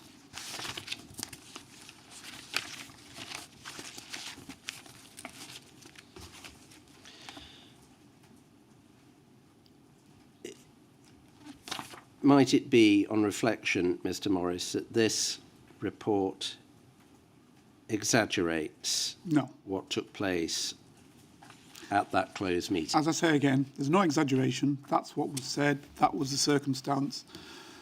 If you want to read it differently, you can do. But the reality is that's what took place, that's what was said. And as you see, I even quote what is actually said in the circular.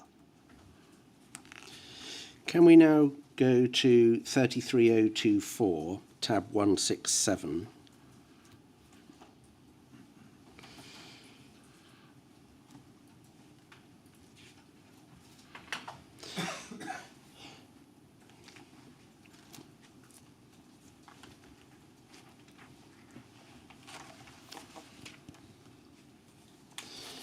If we go to the bottom left-hand corner, please, and zoom in on that, because the date is very difficult to see.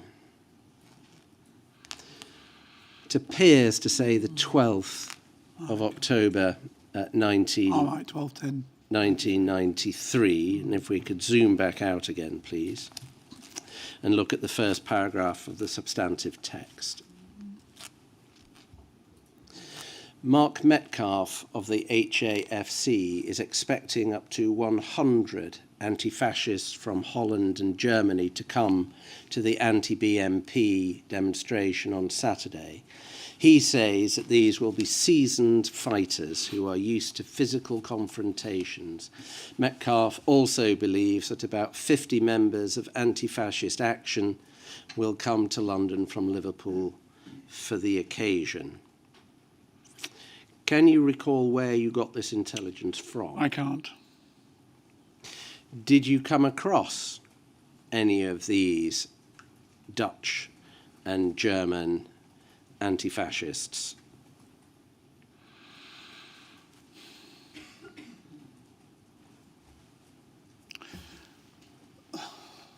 I'm not certain whether it was on that march or another march. I have come across German anti-fascists, but I'm not certain on which march it was on. It's highly likely that it is on that march, but I don't want to say, yes, it was that march. And I don't want to say how I came across it, because I can't remember. Are you able to help us with whether or not these seasoned fighters actually turned up? I don't know. That's what I'm saying. I don't know. But your report would have been taken into account by those who were Absolutely. responsible for providing an assessment of the public order threat on Yep. the day.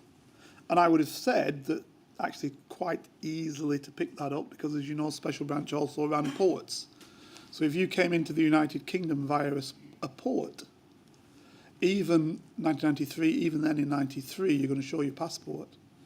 And if there was a field, and of course this would be passed to E Squad, and if these guys were in any way, shape or means tied by their country as anti-fascists and fighters, we should have picked that up from our E Squad European Liaison section, which is what I would have done when I was in that section, and therefore we may have even been able to tag the individuals.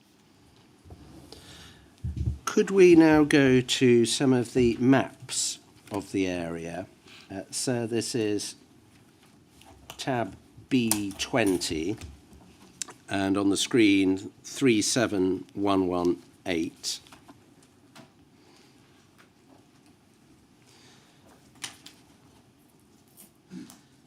And perhaps we could start with page 5, please.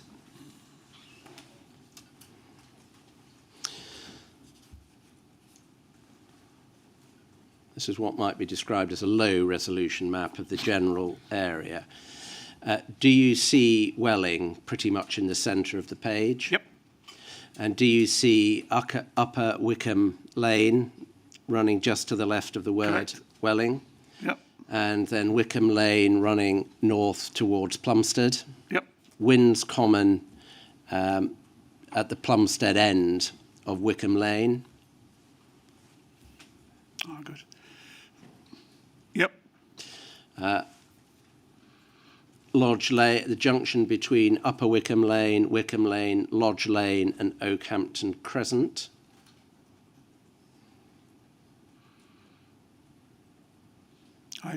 Lodge Lane. Where's? Could you highlight that for me?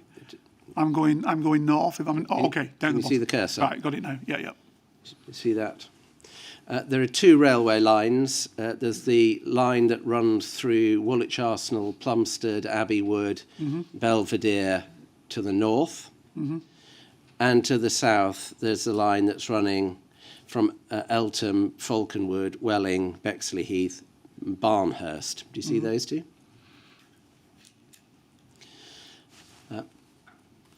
This is all very close, isn't it, to the parts of London where Yep. Okay. Roland Adams and Stephen Lawrence were murdered, isn't it? Absolutely. And very high racial tension at the time. Absolutely. Can we now, we may come back to the maps again in a moment, but having orientated ourselves generally, can we now go to 25694, tab 168.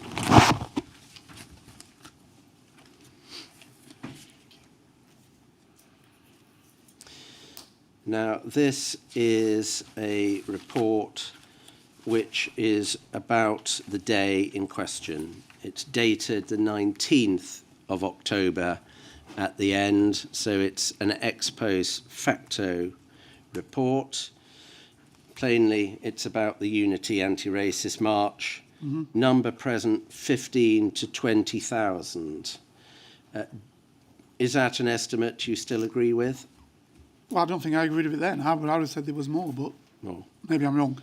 Disorder occurred, yes. Yep, absolutely. Mood, hostile, Absolutely. confrontational. I mean, there'd been a riot, hadn't there? Absolutely. Yep. Up until the eve of the demonstration, leaders of the participating groups were confident of achieving their goal of reaching the British National Party bookshop and, if practicable, destroying it.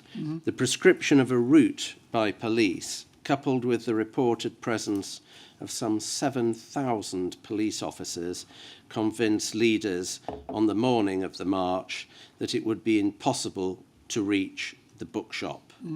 And from the moment they reached that conclusion, their efforts became less than wholehearted. The route was prescribed by police before the 16th of October, wasn't it? I don't know.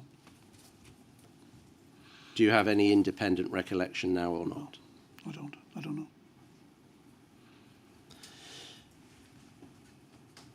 What do you mean by less than wholehearted? I guess I'm meaning they wouldn't go hell for leather to try and get to the bookshop, as the march, that is. If we go over the page,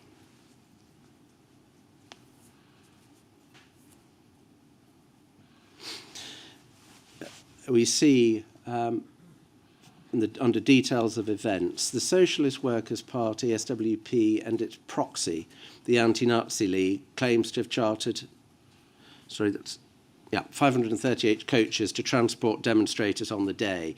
A great many of these were sponsored and paid for by union branches. There was no large-scale meeting for SWP ANL stewards before the event, but a joint meeting with the YRE stewards group was held. You were a steward on the day, weren't you? Correct. Were you at the stewards' meeting? I don't know. I'm guessing I must have been, at least at the final one, the second one. Implicit in your answer is that there were two, I think so. I'm not sure, but I think so. Both on the day, or one before and one on the day? I'm sorry, I can't say. It suggests that there was a division of opinion between the SWP and the YRE, and also between members of the SWP itself. Do you recall Julie Waterson urging a sit-down protest in front of police lines? You know, I heard this the other day, and that has gone totally from my mind. I don't recall the sit-down at all. Goes on to say, using the families of murdered coloured youths and a Holocaust survivor as Right, so that's not me. stooges. That's not me. That bit, I would never have used the word murdered coloured youths. So I don't know where that's come from. This is not me. She argued that a sit-down would provoke police aggression and would lay the blame for subsequent disorder unequivocally on the authorities. Was that the strategy? Well, that would make sense, but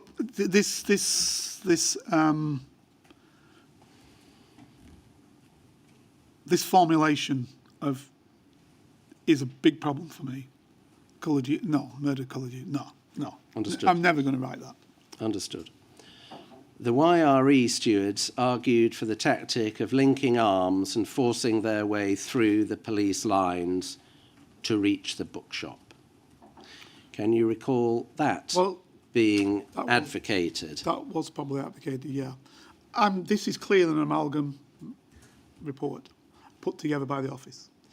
Chris Bambury, an SWP Central Committee member, was making alternative arrangements to launch a preemptive strike on the bookshop before the march started. Correct. If we just go back a page,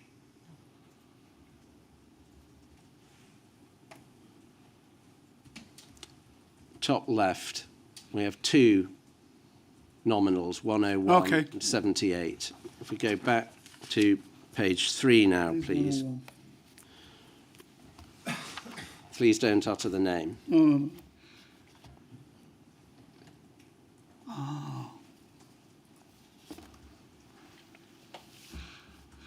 Okay. Chris Bambury, an SWP Central Committee member, was making alternative arrangements to launch a preemptive strike on the bookshop before the march started. When did Mr. Bambury make alternative arrangements? That was agreed kind of some time before. And then on the day, it was what was going to happen. I can't tell you exactly when it was. What was agreed before the day? That we were going to fox them by going early to sort out the bookshop. When you say going early, what do you mean by that? Early on that day. And what do you mean by sort out the bookshop? To destroy it. Was there any planning that went into any more detail than that? It was relatively vague. Did anybody conduct a reconnaissance? That I don't know. I certainly didn't. So I couldn't say that. If there had been a reconnaissance, you would have reported on it, wouldn't you? Had I have done it, yeah. Well, had you known about it? And I had known about it. That's what I was going to say. And had I done it and I had known about it, so when I say had I done it, if I'd been one of those that did it. But I didn't do it. But I knew about the plan, so that's why I put the plan in ahead. You've got my report on what I put ahead of it.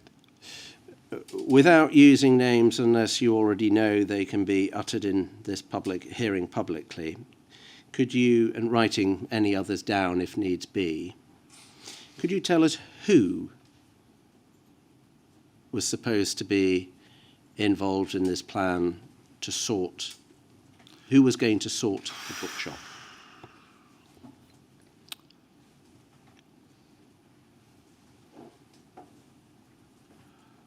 asking for names.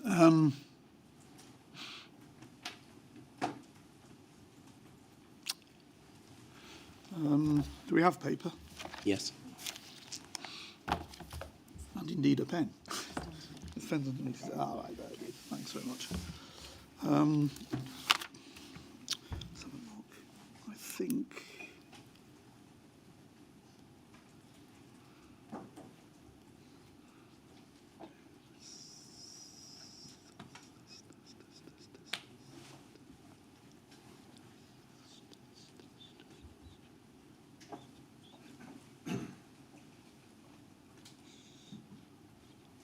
What's he called?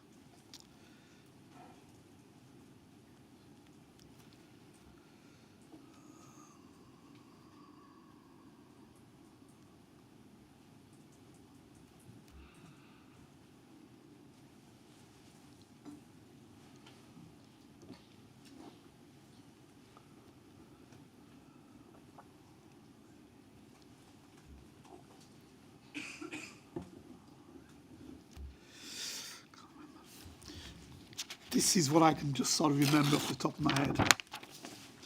And it's really only really first names or last name.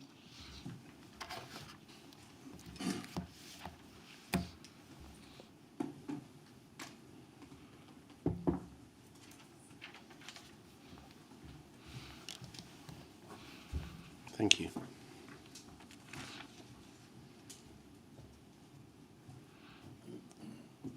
You've written down 4 names. One is your own. Correct. One is Mr. Banbury. There are 2 other names on the piece of paper, which I'm not going to utter No, there may well have been others, and I can't remember the names of for them. reasons of privacy. Were they also members of the SWP? Yeah. Was there anybody part of this group from any other organisation? Not that I'm aware of. Was there any discussion as to how the bookshop was going to be sorted? In my mind, I've got some aspect of arson, but I can't. We didn't take anything with us. I think the plan was to collect something. Well, it wasn't really a proper plan, I don't think, to collect something there. But in my mind, I've got arson in my mind.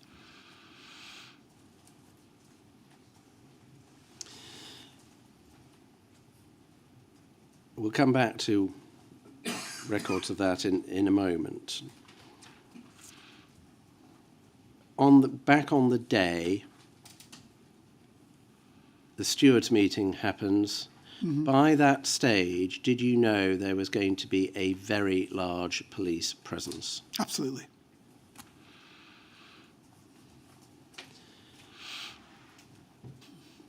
What happened next with you, Mr. Banbury, and the 2 other people you've named? One of the individuals...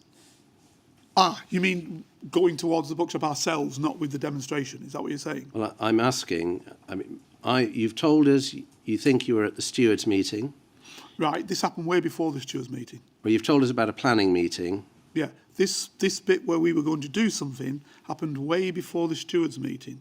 I had already said that we were going to do that via the railway system. The railway didn't stop where they should have stopped, so the operation was cancelled as such. We then went back to where we were meant to be. My recollection is that I came into the demonstration on one of the coaches with at least 2 of the other guys. And I think Bambi might have been on another one of the coaches, might have been. And then it went on as per normal then. Can I just unpack some of that? I'm understanding you to be saying you didn't take anything with you. So are you saying you didn't take any equipment with you with Correct. which to destroy the bookshop? Correct. It was meant to be gathered up there and then wherever it was. How were you going to destroy the bookshop? With I your bare believe, hands? in my back of my mind, and I would have written it at the time, I believe it was arson. And I believe that and I'm saying we hadn't taken anything with us, but that's my point. I believe it's not the case. I can't see us having done that. So I believe that we were going to throw something in there somehow. The floor The upper floor at the front was, as we saw on the picture, was protected. I'm not so sure that the rear of the building was protected or the upper floors weren't protected. If you're going to try and burn a building down, you need to take petrol or some other accelerant. Or which we could have got en route, you know, when we got off, petrol station, etc., etc. The plan that was hatched days before, as you've told us, did you report it? Of course. I'm sure you've got the reports, haven't you? Well, we haven't got any report which talks about the sort of operation you've just described to us. Oh, I thought you did have. I was pretty sure you did have. But, yep, I reported it, as I report everything, as you can see. Did you report it in writing or did you... In writing, absolutely. Absolutely. And that's why the police closed the trains down. Can you explain... You may not know, but I'm going to give you the opportunity to offer an explanation if you wish, why we haven't recovered. Don't have a clue. It would have been something of interest to the security service and the police, wouldn't it? Definitely the police and most probably the security service, yeah. As for the trains, because of the rerouting, the police would not have wanted large numbers of people arriving at Welling Station, would they? I don't know what their reasoning was. All I know is that I explained what we were attempting to do at some stage. I passed that information to the office, and on the day, the trains didn't go where they were expected to go. That's all I know. Wouldn't Welling Station have been closed anyway I don't because know. of the march? Don't have a clue. That's up to the territorial policing. I don't know. Did you actually get on a train? I'm pretty sure we did. And what can you recall happening once you'd got on the train? I don't know. I know that it didn't happen. That's what I can recall. The whole thing didn't happen, so we went back to plan B, which was get onto the coaches and go and do what we were going to do via that route. Where were the coaches going from? Hackney. Well, to get a train on either of those routes, you would be taking a train into southeast London from a station such as London Bridge, May well have been. Charing Cross or Cannon Street. You know the train system better than me, obviously. May well have did. If you've gone into that part of southeast London on the railway network, how do you then get back to Hackney to get on a coach? By the train. That's what I'm assuming. Or it could have been a bus. What I know is the trains didn't run, and therefore we didn't carry out the operation the way we wanted to do it. But that was very early. It was an early morning thing we were going to try and do. And that's what I wrote. And I don't understand why you don't have that report. Or maybe it's one of several reports. But if you've got on a train on the Welling line... I'm not guessing, so I don't know. And you want to be in Winds Common, which is near Plumstead Station, Right. You don't go back to Hackney and get a coach. You change train lines and I don't know. go to Plumstead. That might be the case. I don't know. I don't know South London. It's that simple. Can we go back then? There comes a time when, however it's happened... We get back to the thing. This is why I'm saying I think it would have been the second stewards' meeting, not the first one. We may have missed the first one. But a stewards' meeting is going to be early in the day, isn't it? Relatively. So is it your evidence that all of this has happened before you get... We were very early in the morning when we were going to do that first thing. It didn't happen. We ended up at the stewards' meeting. We came in via a coach. One, if not two of those guys, I'm sure it's two of them, but let's say one I know for sure, came with me. He and I got off the coach together. We were good buddies. And I then went to the stewards' bit and he went to do whatever he was doing. If the bookshop had been burned down on the morning of the 16th of October, for some people, it would have taken the wind out of the sails of the demonstration, wouldn't it? I'm sure it would have done, yeah. And for others, it would have been the source of very deep concern because they rejected violent I'm sure it would have violence. done. For some not. For some it would just have been a victory. But for both those cohorts of people, it would have actually undermined the march, wouldn't it? I'm sure it would have done for some people. I mean, I'm not trying to second guess what other people are thinking.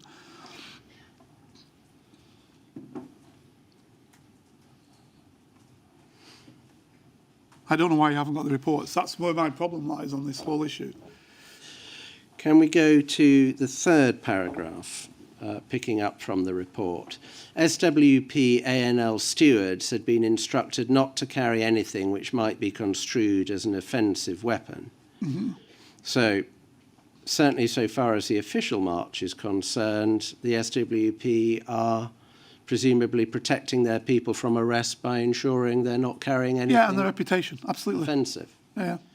The SWP stewards were under the command of Sue Caldwell. As previously stated, the stewards had received no proper briefing but were left to follow ad hoc instructions as things developed. Large numbers of demonstrators who were non-SWP members of ANL seemed blissfully unaware that there was any likelihood of violence. Now, the violence presumably you're referring to here is a confrontation between demonstrators and the police. Correct. Many of the stewards ostensibly representing the SWP were in fact from Liverpool and appeared to be supporters of militant. Mm-hmm. As the march moved off, after a considerable delay caused by traffic congestion, stewards from the SWP, ANL and YRE joined forces to lead the protesters.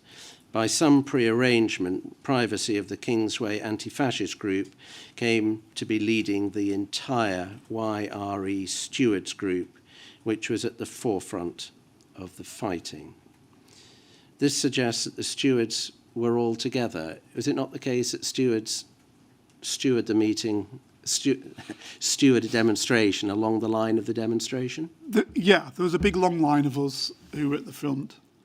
From what I can recall, Banbury was in the middle, and I believe I was wrapped arms with Banbury, and I'm not certain if on my side was Julie Waterson or on Banbury's side in the middle. So the SWP had the middle position, and then there was a line of stewards of others, including us and others, who were from other parties, etc. How close to the front are we here? I think we're at the front. You set off from Winds Common. You go up to the junction on the map. I believe you when you tell me because I don't know the geography, but yeah. Well, I don't have the job of giving evidence here, so No, but when you need tell me, for I'm obviously taking your word for it. Yeah. You set off. There are police with you. I think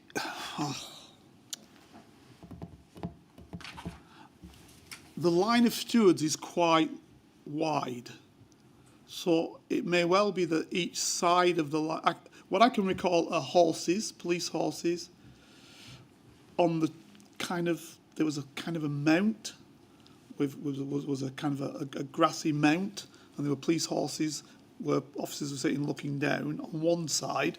On the other side, there wasn't a mount, and I think you had a line of officers on that side, I think.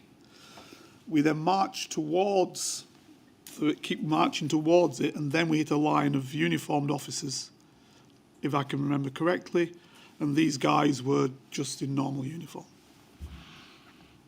Was there anyone in riot gear visible? On the horses. Well, they had a riot helmet on, etc., and on the horses. Those at the beginning were not in riot gear. As far as I recollect. I've got to keep saying that, as far as I recollect. If we go back to the maps, please, at 37118, page 9, please.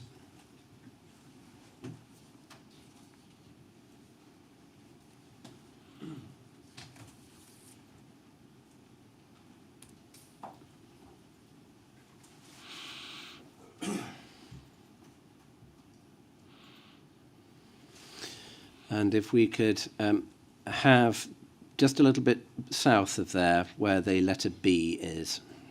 Please, thank you. The junction there, could we have that expanded, please? You can see Plumstead Cemetery just above the B. Yep. And Upper Wickham Lane going to meet Lodge Hill, Oakhampton Crescent, and Wickham Lane. Does Plumstead Cemetery ring any bells? Not particularly. The evidence we've had is that the demonstration meets the police lines at that junction. Probably true. What is your recollection of what happens when the front of the demonstration comes up to the police? It was halted by the police. And initially, again, I think initially it kind of stopped. And then I think, again, not 100%, that we then moved forward. And these are normal police, yeah? Normal gear on, etc. Not that the in riot gear are not normal police, but these were in normal clothing, police clothing. And then, as I understand it, we began to move forward, and then a whole host of whatever came over the top. Placards, bricks, whatever came over the top. Of us, that is, of us. Was there a sit-down protest? See, I don't remember the sit-down protest.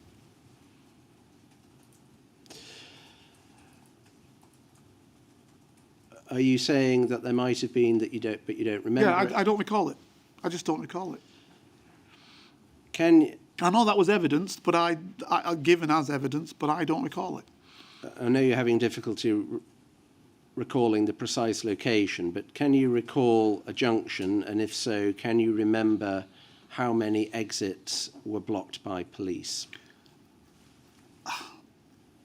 Truthful, I can't. But I heard somebody say that all the exits were blocked. So presumably apart from the way you've come.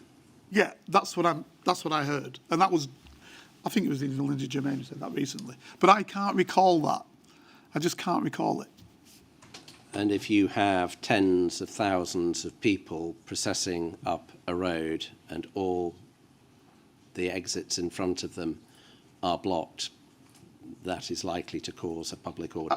Yeah, absolutely. I don't deny that. You've described missiles coming Over the top of you. Do you know if any particular group was associated with throwing those? I don't know who throwing them. Because I was at the front. We were linking arms. This is what I recall of the thing. Front, linking arms. Bambi's a tall fella. He says, right, let's keep going. So we keep going. Missiles come over the top. In the end, the police start running away. We keep going forward. This is my recollection. We keep going forward. Then all of a sudden, you get people in riot gear coming forward. I think with long shields. That's in my mind. With long shields rather than short shields. With long shields, and they hold a line with long shields. Where have they come from?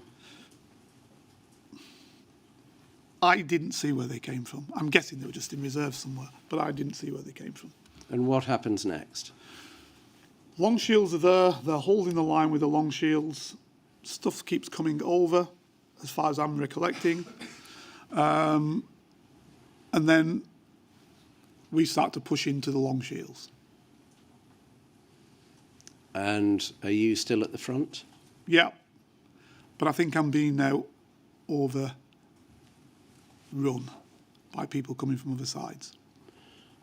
And are you pushing against police shields? I'm being pushed against police shields because there's 100,000 people or whatever behind me, pushing me forward. That's the problem. There was a movement pushing you forward.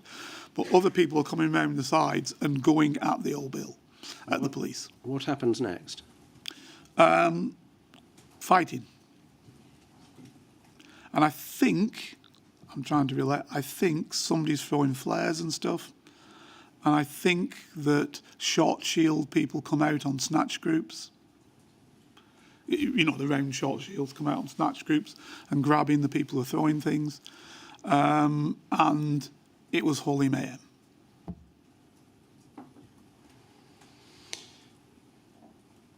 Julie Waterson is injured at some point, isn't she? Yeah. Did you see her get injured? I cannot remember. If I wrote it, I did. If I didn't write it, I didn't. I'm pretty sure that the stuff, cause I think my recollection is, did she get it in the back of the head? Well, we'll go to, in a moment we'll go to what has been written down, but at the moment what I'm interested in I is, can't, do you have I any don't want to say, recollection? I can't remember saying it as it was then. The best thing is to go back to what I wrote at the time. How does it end? What, the whole thing, the whole day? Well, you're in the middle of this melee. Well, you're at the front of this melee. The front of it, yeah. I try and get out of the way because actually it's a dangerous place to be from both sides. One from the police giving you a good hiding if you came at them, which we didn't. And the second one is if you're getting thrown from the back because bricks and that were coming over. So you try and get out of the way, which is what I attempted to do. And how did you get out of the way? Not running away, but moving away, getting out of the way, and try and make it look dignified, getting out of the way. Were you successful? Yes. And how did you make your escape? I cannot recall which way I did it. What I do know is I wasn't injured and I got out of the way. If we go back now to the report, that's 25694. Well, I say I wasn't injured. I think I got a placard or two on me. I don't know. Thank you. So if we pick up at the bottom paragraph, second half of it, the YRE stewards, especially those from the KAFG, that's a Kingsway anti-fascist group, isn't it? Mm-hmm. Suffered considerable casualties and a number of them deserted, later claiming to have been chasing fascists. Privacy was insistent that if sufficient numbers were prepared to force their way through, the police would inevitably lose control and the bookshop would be theirs. As far as you can recall, is it right that the YRE stewards, and especially those from the KFG, were... I don't want to say yes. I can only go off what I wrote at the time, if that's me. And if I wrote it at the time, that is what I thought happened. Top of the next page.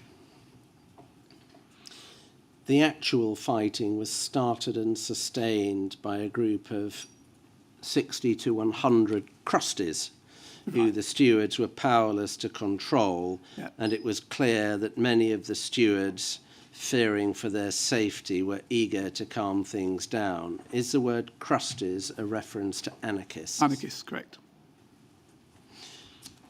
And again, do you have any reason now to I have no what reason you've to written doubt at the that time? because they're uncontrollable. And presumably from what you've told us, you've got nothing to add. Mm-hmm. SWP turnout is estimated at the bottom of the next paragraph to have been 3,000 to 4,000, so by no means, well, a relatively small proportion of the overall turnout. Yeah. And then you say police tactics of mounted and baton chargers instilled fear in all but the most enraged demonstrators. The topography of the scene, which resulted in the march being pinched so as to allow only a few hundred protesters into the fighting area, the police holding the high ground, meant that most of those who would have joined the fray were unable to do so. Okay. It's right, isn't it, that this did take place in a relatively confined space? Yeah, absolutely, absolutely. That's the bit I said that I recollected some horses on the high ground, blah, blah, blah. Over the page. Thank you.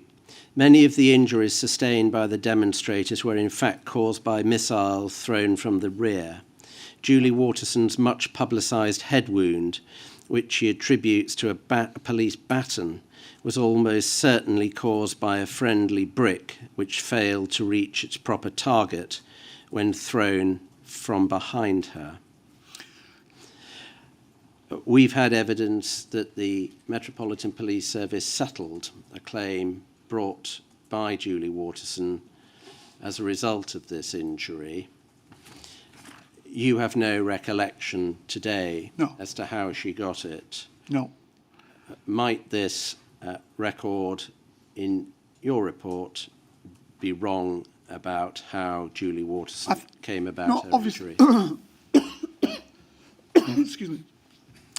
Obviously, I thought it was correct, what I wrote at the time, but I can't say it was because I can't recall. If what you're trying to say that I was in some way defending the police, I think you see by now that's not my style. No, I'm simply asking you whether it Yeah. So might be wrong. what I saw at the time I felt was the case, but if that's not, then so be it. And presumably we know you sometimes report things second-hand. Correct. Arson. There is no mention in any of the contemporary reporting of arson.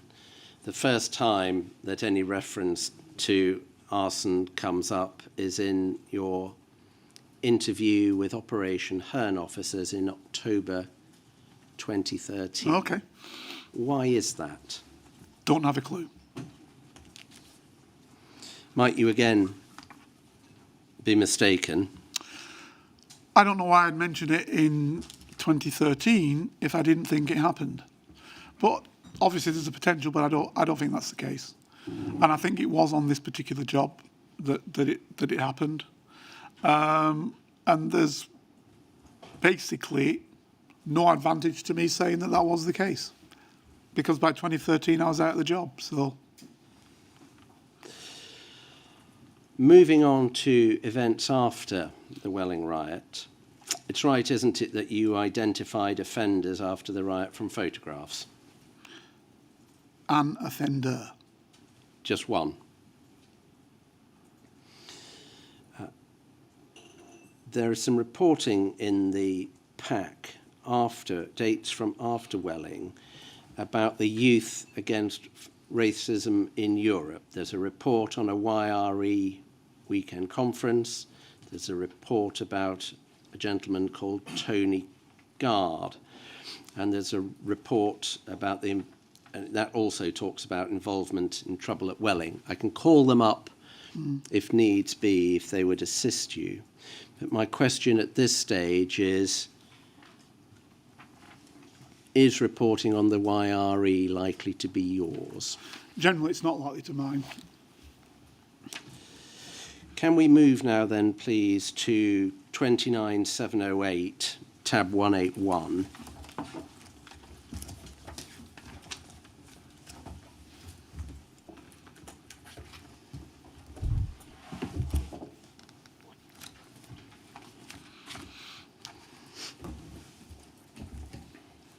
Thank you. Now, this is a report about a blood and honour gig, an associated protest in 1994.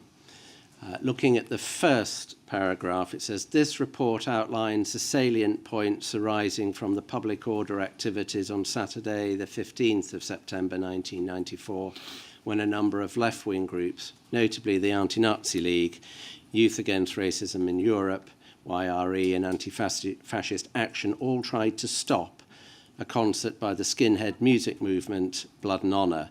The concert was to have taken place in East London, and it was intended as a tribute to Ian Stewart Donaldson, lead singer of the band Screwdriver, who was killed in a car crash late in 1993. Several hundred skinheads had travelled from all over Europe for the event. And if we go over the page to page 3, please. Paragraph 4. Paragraph 4 recounts a group of about 150 ANL and SWP supporters encountering 5 Dutch skinheads. and describes a little bit of violence, but not a lot. Says they suffered no more than a few meagre blows and were largely unscathed. Then below that, there is a section about the Youth Against Racism in Europe, which describes them, first of all, in the middle, as an alliance of anti-fascists, notable because it contains mostly streetwise activists who are courageous in battle, almost to the point of madness. Over the page 4, there is an account of the YRE contingent, in the words of the author Lois Austin, the group's spokesperson, naively accepted transport on a special train towards Bow Road to join the fray. Once the train, dubbed the Red Express, arrived and the demonstrators, including a number of A&L activists who were in the vicinity, had boarded it, it became clear that police had no intention of delivering their charges to Bow Road, and the train went non-stop to Earl's Court. My question to you is this your reporting? I think that's an amalgam of a couple of reports. Were you involved in this event? Again, difficult to say. Probably. Again, I don't want to say it.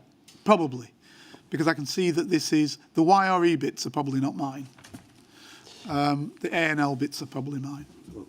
In relation to the account of about 150 SWP A&L demonstrators cornering 5 Dutch skinheads and relatively modest violence being meted out, does that accord with the A&L?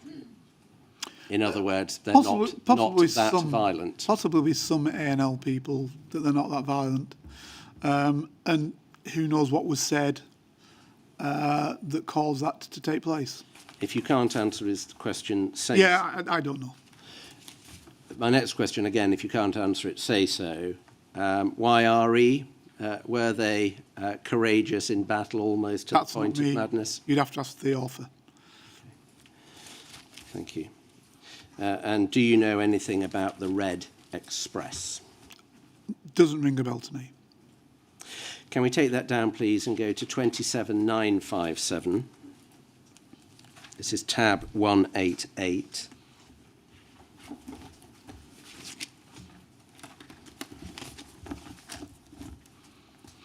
And if we could go to the next page, please.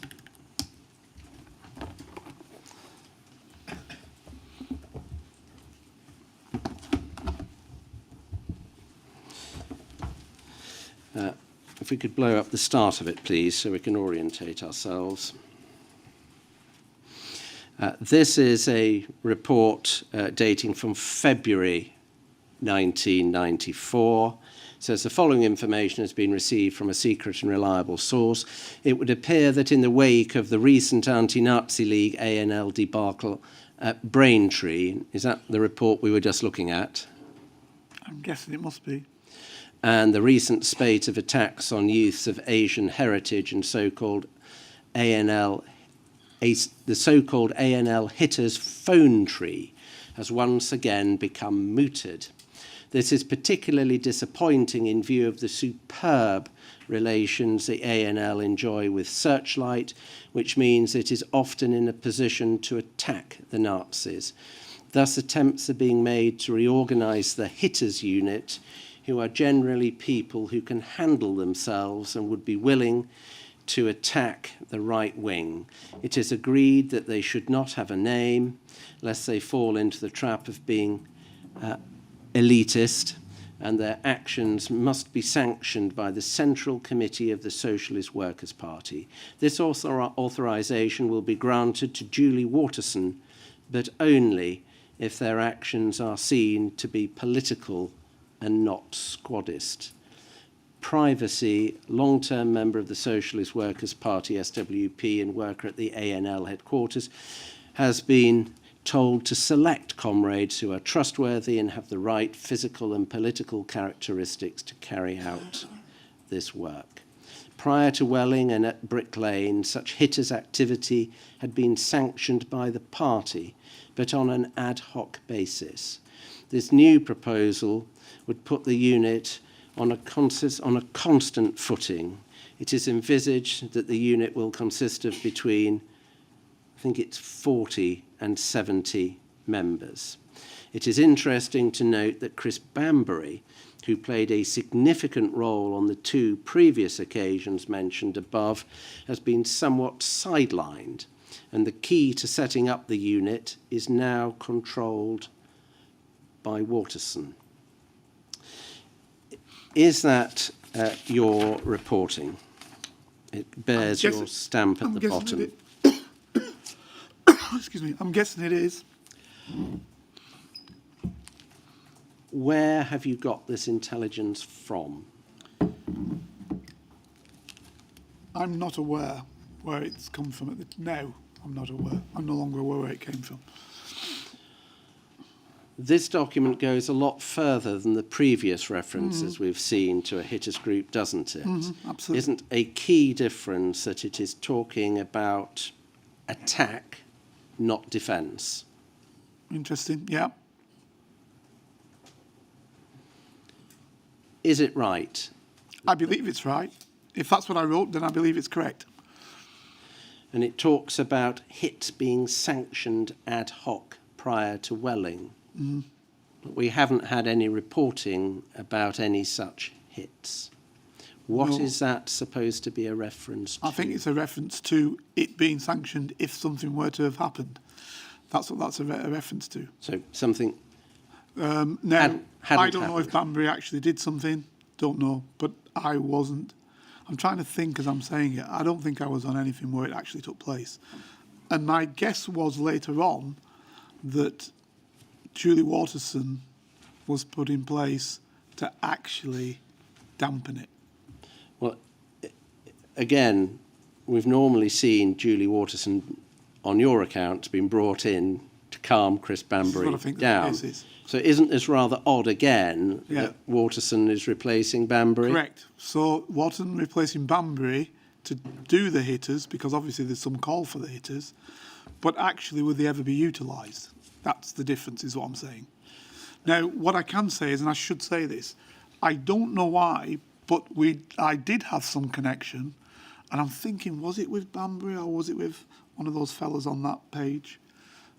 And we met with a guy who was from Searchlight, and he was basically amongst the Nazis. He was a skinhead, like the Nazis, everything, but he was actually a Searchlight guy who later had to flee for his life. And there's some reports on that. Yeah. So we were getting information from that about where the Nazis were. Coming back to the report, isn't the idea of Julie Waterson coming in to lead a new, constantly available hitters squad that is going to attack rather than defend, completely contrary to the reporting you'd given about Waterson before then? This is what I'm saying. I don't think it's completely contrary. My belief is that was what was said at the time, because I wouldn't have written it otherwise. Looking at it now, it may well have been that she was brought in to say that's what would happen to those individuals, but it was never going to happen. But I don't know. Easy answer, I can't remember. The SWP, as you will have heard through Dr. German, have asserted that there's no truth in a hitters squad. Is she right about that? She's not right at all. Can we take that down, please, and go to 28019, tab 211?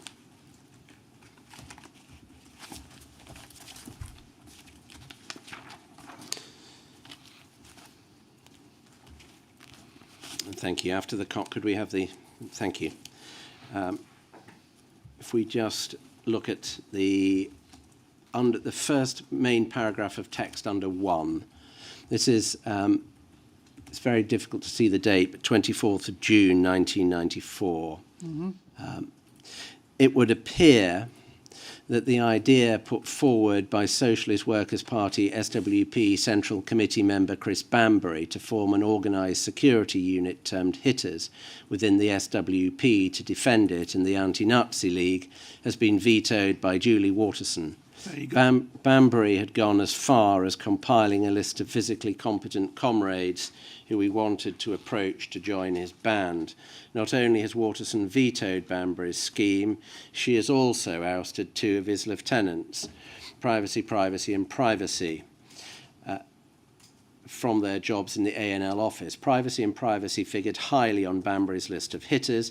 Both have been told that they are a disruptive influence and are banned from working in the ANL offices forthwith. So it appears on the basis of this report that any idea of hitters is going out of the window. Which is what I said might well have been the case. So that makes sense. But it is also, isn't it, difficult to understand how one moment Julie Waterson is supposed to be now in charge of the idea. The ebbs and flows of the circumstance. Everybody knew that everybody else had such an organisation. They all knew that. And as you heard, the YRE had one, the Panther had something going for themselves, various people had something going for themselves. The only people who had nothing going for themselves was the SW. So I could see why it was said, yeah, this is what we'll do, keep comrades on board. This is, well, not comrades actually, to keep those on board in the ANL who were so orientated, this is what we'll do. The comrades will still be comrades at the end of the day, I guess. So I can see how that happened. And then with an opportune moment, bang, finished. Can we move now to a planned blood and honour gig for 1st of October 1994? It's 742898, tab 221.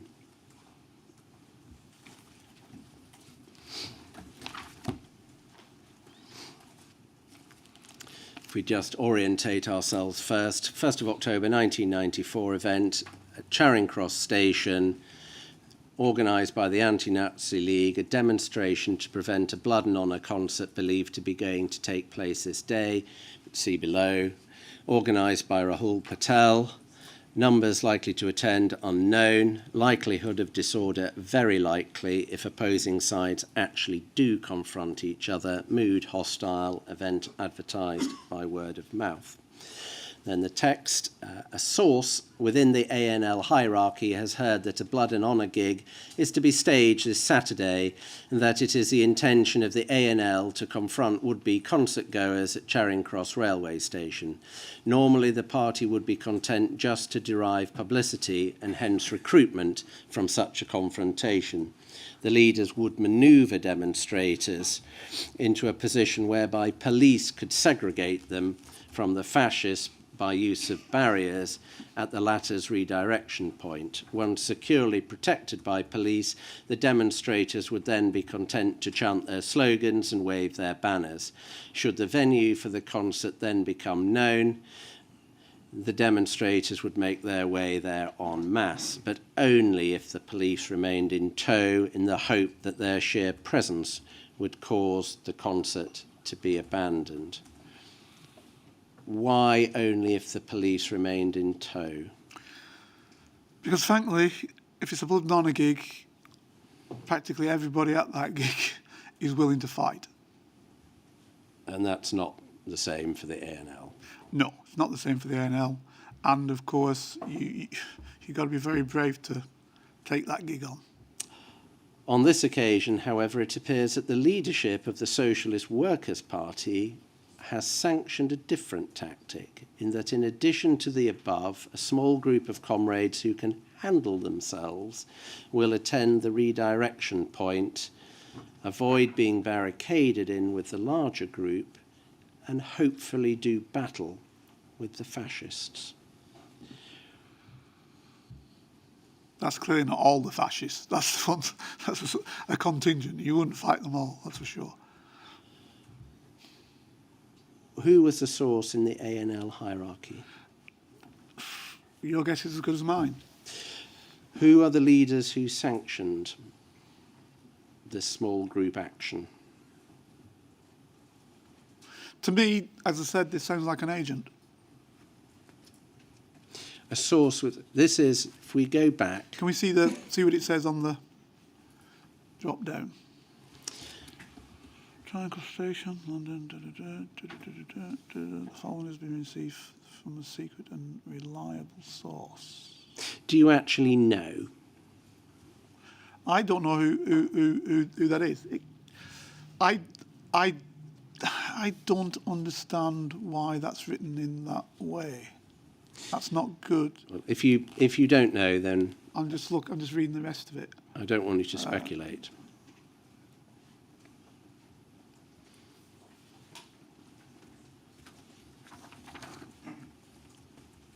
No, I'm not going to say. I'm not going to put my name to it. I don't know it. If we look at page 2, it says, in fact, their courage will probably not be put to the test I'm just reading. since their original information probably is out of date. Can you recall whether anything actually happened? As I said, I'm not even putting my name to it because I'm not sure that that's the case. Okay. Can we take that down now, please, and move back, as I said I would, to the Joy Gardner campaign? You have described in your witness statement a meeting at which you spoke. Correct. When was that? What do you mean, the date? Yes. I don't know what the date was. I think it was the meeting that was at the Civic Centre. Is it any of the meetings that I took you to reports of, or is it a different meeting? I think it's the meeting that you highlighted at the Civic Centre. I think that's the one at Tottenham Civic Centre. If you had spoken in the way you describe in the witness statement at that meeting, wouldn't you have recorded it in the meeting, in the notes, in your report? Well, yeah, that's why I'm saying I think it's that meeting. I don't understand why it's not in there. I know I've recorded it somewhere, so I don't know where that report is. Was there another meeting at that Civic Centre? Is my question, really. Well, again, we're back to you do the giving of evidence, I do the No, asking of but questions. you've seen all the documents. I haven't seen the documents. That's the point I'm making. Well, you've seen the documents that we've got. All right, so you haven't got the document. We've Okay, provided them to you. right. So do you think, I'm going to give you another chance after that It may not exchange. have been that meeting, but I don't know. But I think it was in the Civic Centre. That's my recollection is that it's in the Civic Centre. And can you remember whether it was before or after the march on the 5th of August, 1995? The march isn't what recollected it. It was close to the event, and I remember it being moving because it was one whereby there was a lot of people there, and Joy Gardner's mother spoke at the meeting, and it was extremely passionate. And what was there was, and this is what the point I'm making, where there were some guys there who generally would not attend such meetings. And what was the trigger for the particular anger on that occasion? I believe somebody had said, they showed how she was trussed up.